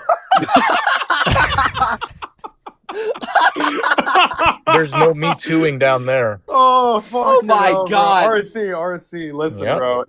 If H man You're can going to be just getting Epstein down listen, in hell for eternity. if Hitler, bro, no, you know what? If Epstein can be like God, I'm so sorry, please put me in heaven, and God does it. Like Didn't I you honestly vote probably for don't Trump, be up there. RC? Yes, yeah, he hell's did. a very nasty place. You don't want to go there. You know, According to like what, the bro? first guy down there is going to be fucking Trump out of the people that are alive right now, right? Not true. He's gonna repent. He's gonna repent. What was this circle jerk watching before I answered? What is this? Michael Knowles? Wait, what do you mean? What is this circle jerk? Were you just like one being for a second, just watching something? What are you talking about? You mean you It's guys? this thing right? called You, having the a three of conversation you. with other people. That's what was happening. I know and you then don't do hopped that in the very request. often, RC, but because you don't have a social life. It's because so. he's an alpha male who surrounds himself with women, you know, True. that he wants to be in bed with. You know what I'm True. saying? The RC? ones By who the know the way, moon landing was Paul fake. in 1 Thessalonians 2:14 through 16 directly He's says still the on Jews this, killed bro. No one Jesus. cares. That should not happen. That's what Paul says in the Bible directly. Okay, bro. Jake Paul. Yes, Jew- great. Can we just move on? Paul. No. You look, I mean, you can joke about it all you want. I'm not the one going to hell. It's going to be you. It's not going to be funny when Do Satan you get tries to stick decide his who finger goes in to your anus. hell? I Well, you forgot think you were you think- anointed. No, but if you Amen. keep making fun of Jesus You got a and not lifetime believing appointment. in When the him, fuck did I make fun of Jesus? And Bro, also, and your when they fucking make him such a dad, Donald snowflake- Trump, You said Jake said he Paul. was Jesus. Like, what are we you doing said here? you said Jake Paul. Put him in And hell. I- Wow. Oh that no, deserves- I that made an deserves You're association between the word Paul to a contemporary person. That's Strike me down. blasphemy. That's Wow. blasphemy. Wow, Wow. Wow, that's punishable by death, by the way, by Yeah, eternal wow. damnation. Cool. It Wow, is. Sin super is base. punishable by death. Correct. Yeah, well, that I guess Jesus wouldn't be a fucking American because he doesn't care about proportionate punishment. All right. So let's. Do you want to talk about something else, or There's do you just nothing want to keep making? substantive to discuss with you, bro. Lock in, bro. Anything This is your political you wanna salvation, not discuss? my salvation. It's not my salvation. Aren't Any- you Hindu? Any political thing you'd like What? to discuss? Adam's Hindu, I think. Got him, Um, Hindu. Got him. What You still does that have believe to that do a with male can anything? be a woman? You still believe males can be wanna women? Is that discuss a Hindu something thing or political? what? Come on. No. Do you have I'm any just line of wondering. thought other than Jesus and like what is a woman, or like some weird sexual reference? Anything It's else? incredible that the what is a woman, you guys can't answer the question. I have no idea, RC. substantively. It's such a hard question. I don't know what to do. I mean, I Right. could give you. I'll give you my Hold definition. on, I'll give you the Charlie Kirk answer. You're looking at him, XY chromosomes. You're gonna make fun of Charlie too. Is that what you guys do? You just Sorry, make fun of... I'll make fun of Jesus. I'll make fun of Jesus. Jesus was on the cross, and he was like, I mean, is this an open invitation I'm for me sorry. to make fun of Floyd? Can I make fun of Floyd? Is that What'd funny you if I say? make fun of Floyd? do whatever the fuck you want. I don't care, dude. You guys see, I already don't do care. make fun of Floyd. You What see, are you I don't give a talking shit. about? You guys dragged that we poor don't. man's name through the mud for 5 years. He was a criminal. He was, first of all, he was a criminal Deserve. that Hashtag held deserve. a pregnant woman that... Hashtag deserve. I mean, I'm Every not criminal crying should get over the it. DP. He was a Amen, criminal that robbed a pregnant Did woman's he house. did he deserve to die? You mean that day when Just in he general. unalived himself Just with in general. fentanyl? No, he didn't deserve to unalive himself with fentanyl. Oh my god. Amazing. I asked you if he deserved to die. No, I wish that he was still alive and he had repented and turned to Christ. Okay. I would rather have had You that. notice I didn't answer. You said he died to fentanyl overdose. You What don't autopsy even report are have you to referring engage this, because anyone had with a fentanyl functioning system. brain who has read anything about this knows that's not the case. The knee on the neck exacerbated what was already happening, and had the knee not been on the neck, this would not have happened. That's fucking obvious. But if you want to sit here and try to Yeah, it relitigate this thing exacerbated- like 6 it years later exacerbated the because your drugs butt in the hurt, someone system. said Jake Paul when you were talking about the Bible, you're Probably so correct, fucking Jake. fragile, and you support someone who is like the most blasphemous, the most disrespectful, the most criminal president to ever walk this country, and you want to sit here and fucking clutch your pearls about someone making a joke about the Bible. It's like, be fucking for real. Do you want to debate Well, I something can have a political? good faith discussion with you. Do you want to and debate tell something you that political, or do you want things to keep I don't crying? support about... Wait, RC, I have there a are question. things about RC, Trump I don't RC. Okay, yeah, there are What's things worse? I disagree with, but overall, like, bro, just stop. Hold on. I have a question. Serious question. What's worse in the eyes of a Christian like you? Me making a Charlie Kirk Jesus collab joke, or Donald Trump saying that God is on our side as he bombs civilians and fucking kills innocent people in Iran? They're both equally evil. They're both equal? What Yeah. the fuck? What was the first thing again, blaspheming David? the Holy Spirit Bro, is actually in God's eyes the worst thing you saying can do. a Charlie Kirk Yeah. Jesus collab How many joke. people died when David made that joke exactly? Just so we Well, can when compare you're that they're equal? blaspheming the Holy Spirit, you're damning yourself. What to if you It's hell. a kill fucking people while joke, blaspheming? bro. Is that So worse, biblically, maybe? that's actually the worst thing you can do. Right. That's worse than murder Yeah, you can repent of murder. of You cannot thousands of repent of a... people. Well, I mean, you're arguing with thousands of years of theology, so... Oh, give me a fucking break, bro. Okay. Is that... You guys were at an Unfuck America tour event? Were you guys, like, ripping off TPUSA again? Since that's all your event can do. Yes. Yeah, They're- TPUSA came up with political activism. No, you guys are following them around. Listen, there's a You guys reason are why following Charlie them Kirk. around. There's a reason why Charlie Kirk doesn't show up to our fucking events. Okay. I My see. God. You're gonna keep making fun of that. Yes. You know he was a father of. You're gonna make fun of that to his two little He young just did children. the he was a And, father. and he was, and guess I'm what? gonna make was a two. father. Wait, Why did is you that? just say? Wait. Did you just say to his two little young children? Like I'm gonna Yes. say that to their face. You're gonna make fucking that loser. joke to their face. No, but don't have a fucking father no, anymore? pro clutch I would now. You don't never. give a you don't I value thought fucking humor life, was give me a legal break. again. No, You clearly can, not. yeah, humor's legal. I'm just saying, like, Okay, you think then that's stop being funny such to a make fun of a snowflake, man bro. that was assassinated by someone on your side? On Because your my side side, is Tyler insane. Robinson's no fucking liberal of mine. Bro, by these the people way. are No so fucking- boring. It's like the same 4 talking points over and over again. You sound like Amen, fucking brother. Liam. I get a little bit less drunk maybe, but on something else instead. Is there anything else you want to discuss? Pretty sure Liam doesn't even drink. Okay, And cool. I don't drink, so it's not that I'm I'll less take- drunk. Okay, I'll bro. take biggest lie. Congrats. So you want to Two discuss truths, one anything? lie. Anything actually relevant and political that's not going to make you clutch your pearls in 2 seconds? Well, it seems every political subject I bring up, you just whine about it and say, No, I'm okay, not let's do talking it. to you. Let's You're the one let's do who's it. What do been you wanna whining this discuss? entire... Did you really just say that? You're the one doing that. No, I think it's pathetic that you're making fun of a man that was assassinated. An Amen. innocent man. You guys, It's bro, called a y'all joke, make fun of liberal. y'all make fun of that shit all the time. Fuck off. Okay, so let's start making fun of Renee Good. Okay, do it. I You don't give a do fuck. that. You do that already. Yeah, let's do that. I've not ever I don't made a care. Renee You Good guys joke. already exactly like, oh yeah, let's barely start making fun How of about And we by the do way, this thing comparing called Renee a Good- debate, maybe, Comparing Renee Good to Charlie and stop Kirk is crying about asinine. culture war I stuff? agree. Renee Good was a model citizen, and What so do you is mean? Alex Brady. And Culture. Charlie The Kirk culture wasn't. is of the utmost importance. Right. Of Oh, course, the it's a culture. Yeah, culture war. of course, the Nazi thinks that the culture. Wait, I'm curious. Wait, Why did you call me that? Why did you call me that? How Because that's what you are. I'm a Schnazi. Yes. I'm not a National Socialist. I don't support that. I don't support the hatred of Jewish people. I don't support the hatred of any group You of saw the people. way he said Jewish. I was going to say Yes, Shmooish because I don't even know if you're allowed to say Jewish because I'm trying to speak TikTok-friendly language here. So... Dude, you're like literally one of the most anti-Semitic people on this app. What are you talking about? What have I said that's anti-Semitic? That Jewish people killed Jesus? Blaming Jewish people for the unaliving of Jesus. That's biblical. That's not my opinion. I did everything right, and they indicted me. Did Jesus said that on the say cross, by Jews the killed way. Jesus? Jesus said that on the cross, by the way. Bro, that's biblical. Wait, hold on. What if they crucified Jesus because he abused the pardon power? He gave too many people blessings.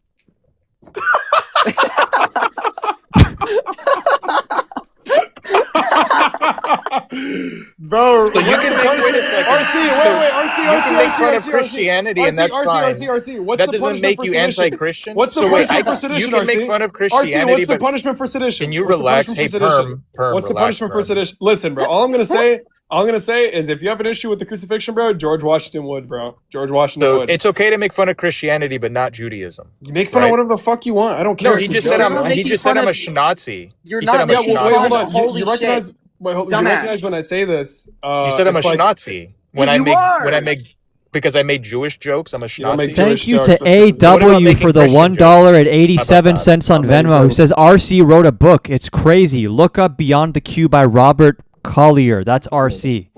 Is this true? I've written a few books. Yeah, that's one of them. Wow. Well. What's the No point of the way. book, Your sir? name's Robert Collier? Yep. It's a terrible fucking name. Yep. Thanks. man. Wow. You're really gonna say that? That's fucked up. Yeah, you're gonna David. say that about his name, bro? Wow. You're gonna say about his fucking name, bro? You're making jokes about names now? So clapped again, him how out. am I a Schnazi? What is it that I've said that's a Schnazi talking point? Holocaust denial being one of them. I don't deny the Holocaust. How many people died? in the Holocaust? Around 6 million, or whatever the exact. Oh, number he's is, I lying. don't He's know. lying. He's lying. He's lying. That's- He's lying. that's- He's lying. so- He's lying. so- He's now learned he's from the like Nick Fuentes playbook sanitizing. of masking. Yeah. I think it's I don't know, maybe a little less, a little more than 6 million. I don't know. I don't know how many Christians 6 or died in 7, World War maybe 6 II. or 7. I don't know how many Russians died in World War II. Christians had a G-side against them. It was the Armenian G-side. So Yeah, I think that there was millions of Christians that also died in World War II. I don't know the exact number. yeah, I was in the hundreds of thousands. No, it was Actually, in no, the millions. in the millions because people like there was also. Wow, you're a Holocaust of Christians denier. You said it's hundreds of thousands. Well, Wow. no, I mean when you're Wow. talking about Well, Christians you're a Schnazi, specifically, dude.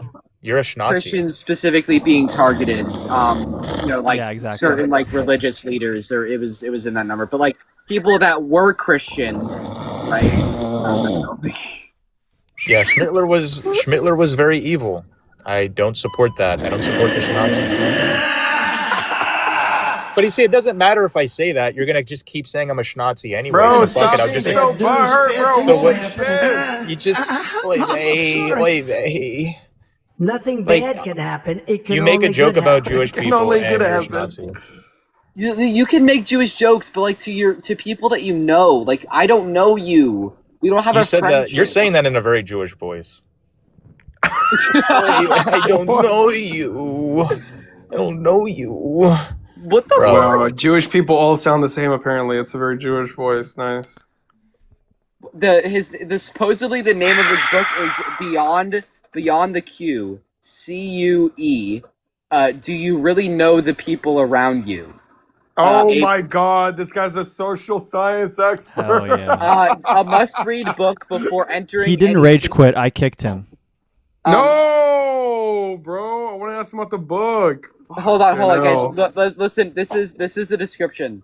A fable about an ambitious young man who propelled himself to remarkable success after discovering and learning the secret insight that games offer from his business mogul mentor. What the fuck? It's just his fantasy about meeting Andrew Tate, bro. A must-read book before entering any significant business deal, marriage, or relationship. Bro, what the fuck? I mean, if you supposedly are he's a master's consulting in finance. RC before signing a deal, you have things to reevaluate in your life. It's 140 so the pages, successful author, New York Times bestseller Robert Collier. It's unavailable Fuck though. outta You can't buy it anywhere. Looks like he's not Wow, selling. he's gatekeeping it. He's gatekeeping it. There is 2 5-star reviews. Damn. One from his mom and one from him himself. From Charlie Kirk. Great book, worth reading. What is it called again? Beyond the Queue. Beyond the Queue. BCUE. Like, okay, yeah. By what's his name? Robert something Collier. Collier.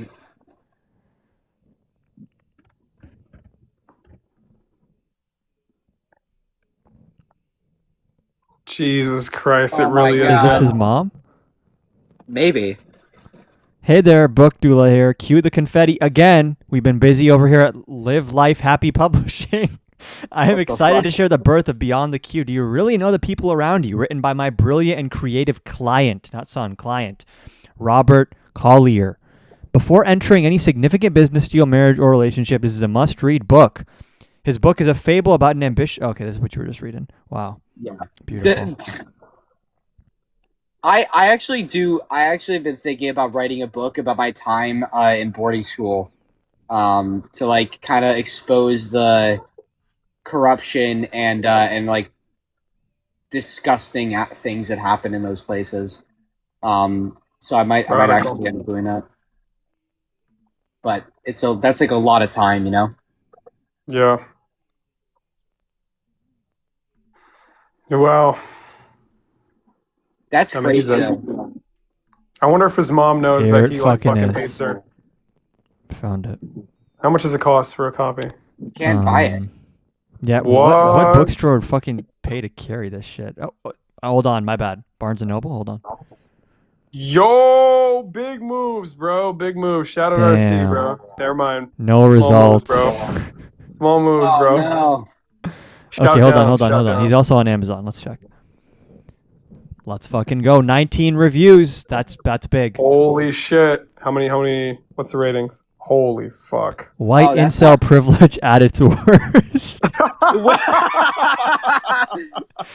I looked at the cover hoping for some semblance of a unique perspective or perhaps a shred of self-reflection, but instead I found a 140-page transcription of a TikTok live stream. The author, who has built a brand on hard truths that are really just thinly veiled resentments, fails to offer anything resembling a cohesive philosophy. The book is an exhausting collection of pseudo-evolutionary psychology and alpha posturing that feels deeply insecure. Every chapter follows the same predictable pattern. A sweeping generalization about women's nature, a personal anecdote about being wronged by someone who likely just had basic boundaries, and a desperate plea for a world that no longer exists. Beyond the blatant misogyny, the writing itself is remarkably poor. The prose is repetitive, the logic is circular, and it relies heavily on internet slang that will be obsolete in 6 months. Amazing, bro. It's clear that without a comment section to validate his anger, the author's arguments have no foundation. This isn't enlightenment or self-improvement. It's just a digital tantrum bound in paper. If you're looking for actual growth or better relationships, look anywhere else. This book won't help you find a partner. It will only help you find a community of people as miserable as you are. I didn't even read it, just leaving this scathing review because I can. Cry harder, RC. This is fucking brutal. God damn. Fucking W. And then we got RC's review, of course. A great book, worth reading, 5 stars. Yeah. Amazing. Can you send me the link to that Amazon page? Because the one that I'm looking at only has 2 reviews. If you just look up his thing and then you go to the books tab on Google, the Amazon thing comes up right there. But I'm on the Amazon link, and it only has 2 reviews in the one I'm looking at. Oh, really? So, Okay. yeah. Sure. Or I guess it's this number typed into the thing, 9781990461231. Is it like the ISBN thingy? Here, do you have my Discord? You can just send me it on there. Sure. I think I friended you. I don't know. Okay, we got one review saying boring, couldn't be worse. An incel story about what he wishes he could accomplish if only he wasn't a mediocre white man. Don't waste your time reading this garbage. The guy who wrote it is literally on TikTok making hate videos about how women are his arch nemesis. Pathetic. A virgin teenager's fantasy. Reads like some dumb kid was daydreaming about how cool his life could be, lol. Oh my god. 17 people found this review helpful. Oh my god, he's just getting fucking fried, bro. There's more reviews too. That's fucking Hold on, crazy. I'm gonna send this to Jacob. Wow, what a banger. I wish if RC came on my lives more often. He never comes on my lives. Wait, guys. Should I make a counting or not counting joke on Jubilee? Oh god, do not. Do not. So you got on? Maybe, possibly. Okay, fuck you. He used his George Soros connections finally. Tell Ethan, or not Ethan, oh my god, I did it again. Evan, so he knows, because he DM'd me today asking if I got it, so. Is he going on or what? I don't think he's going on this one, no. God damn it. This is the far left one or whatever? I think it's called. Yeah, far left Democrats. I'm gonna apply to whatever next one there is, though. What if he's like, California is a homeless shithole? And I just drop a counting or not counting joke, bro. It'd be fucking... Oh god, be a banger. Dude, don't. You're gonna get so canceled. Well, there's a slick way to throw in a little bit of accounting or not counting, where you have plausible deniability. If like, no, I was just asking a question, bro. Bro, I'm saying, like, bro, it'd be so good. And then I'll get now all that you've tears said and I'll be it like, here, did though. you really say Charlie Kirk joke on Jubilee? And I'm just gonna be denying it. But yes, bro, like it'll open so many doors, you know. But it might simultaneously close a lot. I don't know. It's risky. Well, I'm not going to, because I have a future career that I want to have. So. Oh, so what? I'm gonna be a failure loser, huh? Is that what you're trying to fucking say? No. Yeah, he's saying you have no career in the future. That's what he said. Yeah, no career, no fucking talent, fucking lightweight, listen. lightweight over here. Damn. No, good for you, man.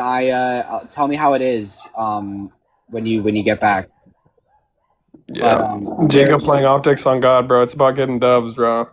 I also kind of have to. Like, I'm legit concerned that people are gonna pull out like this when I run for office. So.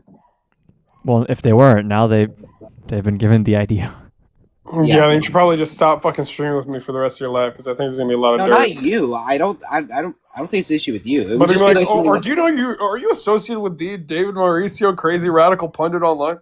Oh my god! If they're gonna get at me for associating with people, then I'm truly fucked.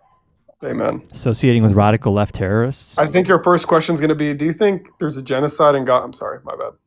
That is what they're gonna ask me, bro. For real. Hopefully it's over by then, you know. Hopefully that whole shit's done. We have a 0.05 state solution. You know, we got all the shits. No state fucking amazing. solution. Wow. Yeah, no state solution. Wow, RC's back. I think he didn't like reading the reviews to his book. Oh. Let him up. Okay. Bring him up.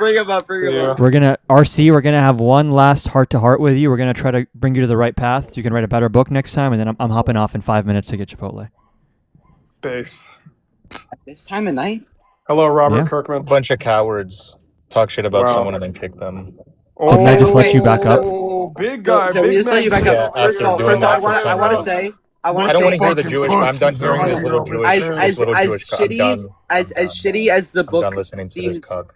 Oh wow. Okay. As shitty as triggered. Someone's triggered. No one's scared of you, bro. You kicked me for making a joke about Judaism. He's triggered. You can make fun of Christianity. You can make fun of white people. RC, facts don't care about your feelings, Snowflake. Jewish people or black people, you're kicked. You can't talk about Jewish people. Maybe make a funny joke, bro. If you let me speak. Oy vey. You can criticize the Jewish religion. You can criticize the Jewish religion, but saying like no, I'm going to criticize you. Yes, exactly. Clock is T. Clock is T, Queen. You. I'm anti-Semitic to you specifically. Ooh, yeah, just you.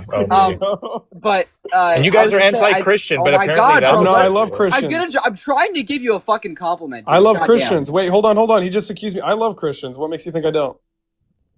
You made fun of Christ. Wow, I make a joke. Wow, fucking bunch of Yeah, you made fun snowflakes. of his death and his assassination by Jewish people. You made fun of Now that. it's just an assassination. Now Yes, it's they an assassination. assassinated Jesus Christ. I yes. think what they did RC. is the government conjured up a reasonable punishment after they pondered all the evidence and really thought it through and he went through judicial process. Are you trying to discredit the judicial process at the time?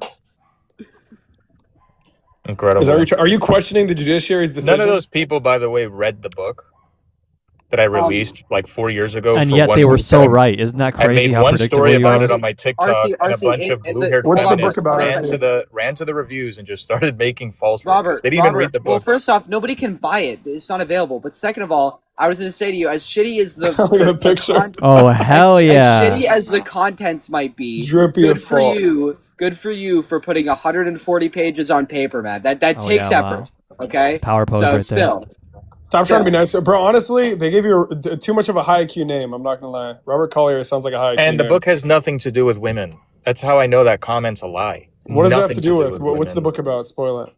No. No one's buying it, bro. Lock in, bro. Just tell us. Bro, I'm waiting for the sequel. Don't spoil it. Hold on. Make a show about it. Amazon, pick it up. Should be the next big thing. You know how they made a movie about that like one incel kid in Britain or whatever? What? They got an Oscar. They could do the same shit with that book. Make it. I thought your side, like you guys claim to care about mental health. I love mental health. Yes, very important. Like I'm not an agate. I'm not going to hurt myself. I'm not you people. But I thought you guys are supposed to support mental health. Wait, is this like hurting your feelings? Yeah. Well, you're bullying is what you're doing. Oh, I'm RC, sorry. Dude, you say. I don't know. You felt I'm just bullied, saying, I RC. thought I you thought guys you, were if you can dish it, you can take it. But if you're too fragile to take the same thing haven't you dished dished, it then yet. we're so sorry we hurt your I little haven't feelings, dished it buddy. yet. I haven't dished it yet. No, you've been dishing it out. It's not. This is not the first time we've talked, right? I disagree with your political opinions. I don't remember. No, bullying you. don't reduce it down to that. Lock the fuck in, bro. I don't remember kicking you and then like making fun of you so that you Oh can't my god, defend they yourself. removed him off of TikTok panel. Holy shit! I mean, that's just cowardice to kick someone and then Yeah. talk about them when they can't defend. Talk themselves. about their book. Talk about their book beyond the queue. You kicked me because I made a Jewish joke. Is that But you really made a why? bunch of Christian I kicked you because you're corny as fuck and you're boring. Okay, go back to India. I don't know what to tell you. I'm more American than you'll ever be, RC. Wait, That's was what that stings bullying? Was you. that bullying? Yo! It's not true. That's what stings. That's what stings white nationalists like you. Is like people who are not white. Oftentimes are a million times more American than you could be in your own fucking dream or a book you I'm write about Latino, yourself. bro. So. I'm white race, but I'm not a white nationalist. Actually, they don't. Yes, you support are. me. Yes, you are. I'm Wait, not a but white you recognize nationalist. you just bullied him, bro. That's You really did. fucked up. That was bro. really By mean, what? dude. Saying go back to the country you came from? Wow. So it was. Wait, why would you say that to him? So mean. Because he's Indian. Wait, but what if he wants to be in America? Are you trying to say that the government should force him to go to another country and infringe on his fucking No, rights? it shouldn't Piece of force shit. them. But if you're trying to change this country away from what its founding was supposed to be, How then about leave. I talk about my country, RC, and you go cry about Jesus or something? Wait, hold on, RC. Since you know a lot about this country and its founding, what are the clauses within the First Amendment? And I didn't bring up Jesus. You guys just started No, making fun RC. of What are the Jesus. clauses in the First Amendment? What does it protect? What's the first clause? What's the first clause actually? I didn't bring up Jesus. I RC, didn't bring what's up the first Charlie. clause in the You guys First were Amendment, just RC? making fun of him. RC, what's the No, first? RC, Article RC, one? you have it all What's wrong. Article one, RC, hold RC? on. I want to clarify. We're not making fun of Jesus. We're making fun of you. No, you Just made to be fun of clear. Jesus. Because You it did. bothers you. I don't know if you understand what's going on here, And why we're all billions of doing other this, Christians, why we're even yes. fucking Not true. speaking to you. It's to laugh at you. I don't know if you get this. Okay, wait, are you by going to now. make fun of Jews the same way? Yes, Or just I did. Christians? Bro, I was literally RC. doing it before you came on. I don't make Well, fun you're of a people Schnazi based on then. their religion. I just make fun of like you specifically as RC. So you make fun of God because you don't like me. I make fun of you. Based. You by making fun of God. I just made fun of you. Based. It has nothing to do with me. I You're just making. made You're fun of you. using. And just so you're a putting quick- Jesus quick- down, quick- who was a quick- good person.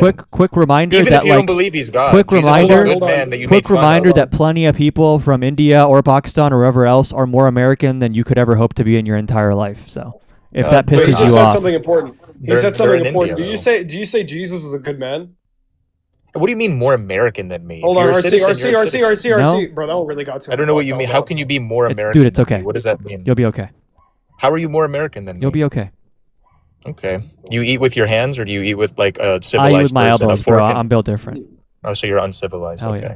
Oh, that's how you determine civility. It's uncivilized Hold on, to eat with your bare hands when you're eating rice. And Wait, beans hold on. and If you oily eat food. tacos, are you uncivilized? Are Mexicans uncivilized? When you eat chicken wings, are you uncivilized? When you're When you eating barbecue? oily rice, it's uncivilized. If you don't like a eat monkey. pizza with a fork and spoon and a protractor, you're fucking uncivilized, bro. Go with the times. When you're mashing food together like a monkey and then eating I bet it, RC it's puts disgusting. ketchup. Bro, I don't want to get my life taken down. RC, I'll give you the last word before I kick not you. Appropriate? What would you like to say, RC?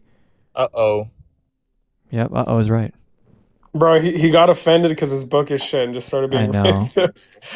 Bro, it's like, oh, but how can you make jokes about God, bro? Because they're funny, dude. You gotta lock in, make some funny fucking jokes. Dude, Maybe next these time types of people used to be entertaining to me, but now it's like low-key really fucking boring because they have like 3 things that they say, and that's like it. They just regurgitate it over and over and over again. I was gonna ask him a good one. Fuck, what was he gonna ask him? I forgot. I was worried about getting fucking flagged for the monkey shit he said. That was kind of crazy. Yeah, that was crazy. He wanted to slur so bad. I'm sure he did the second I kicked him. He just said it, you know. As soon as he kicked him, he just dropped one of them, you know, one of the many. I know he doesn't know any one of the clauses in the First Amendment. And even if he did, I doubt he fucking cares about the Constitution.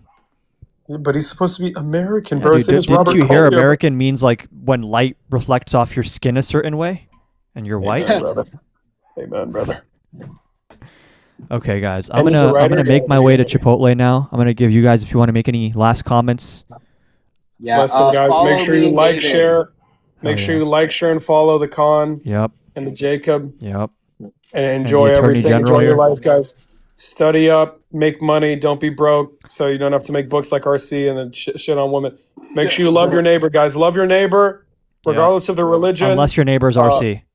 Yes, exactly. Exactly. I love you guys all so much. Okay, stay safe, everybody. All right, lock in, guys. Make sure you're following the panelists, like these ones, not the other fucking weirdos. And lock in, eat your broccoli, stay in school. And yeah, okay. Amen. Peace out. All right, guys. Goodbye, America. Hold on. Let's end the YouTube live too. Shout out to the YouTube chat. I never read. I need to read the YouTube chat more. The TikTok chat has so much more going on that it catches my eye more often. But I don't. YouTube needs to become my new home. I need to lock in on YouTube. I need to start posting more. So shout out to you if you watch on YouTube. Okay, let me see if anyone's even watching on YouTube right now. Let's see. 17 concurrent viewers, based as fuck. Next step is Charlie Kirk levels of fame. Okay, take care, guys. Expect more YouTube videos coming soon. I'm locking in on YouTube, trust.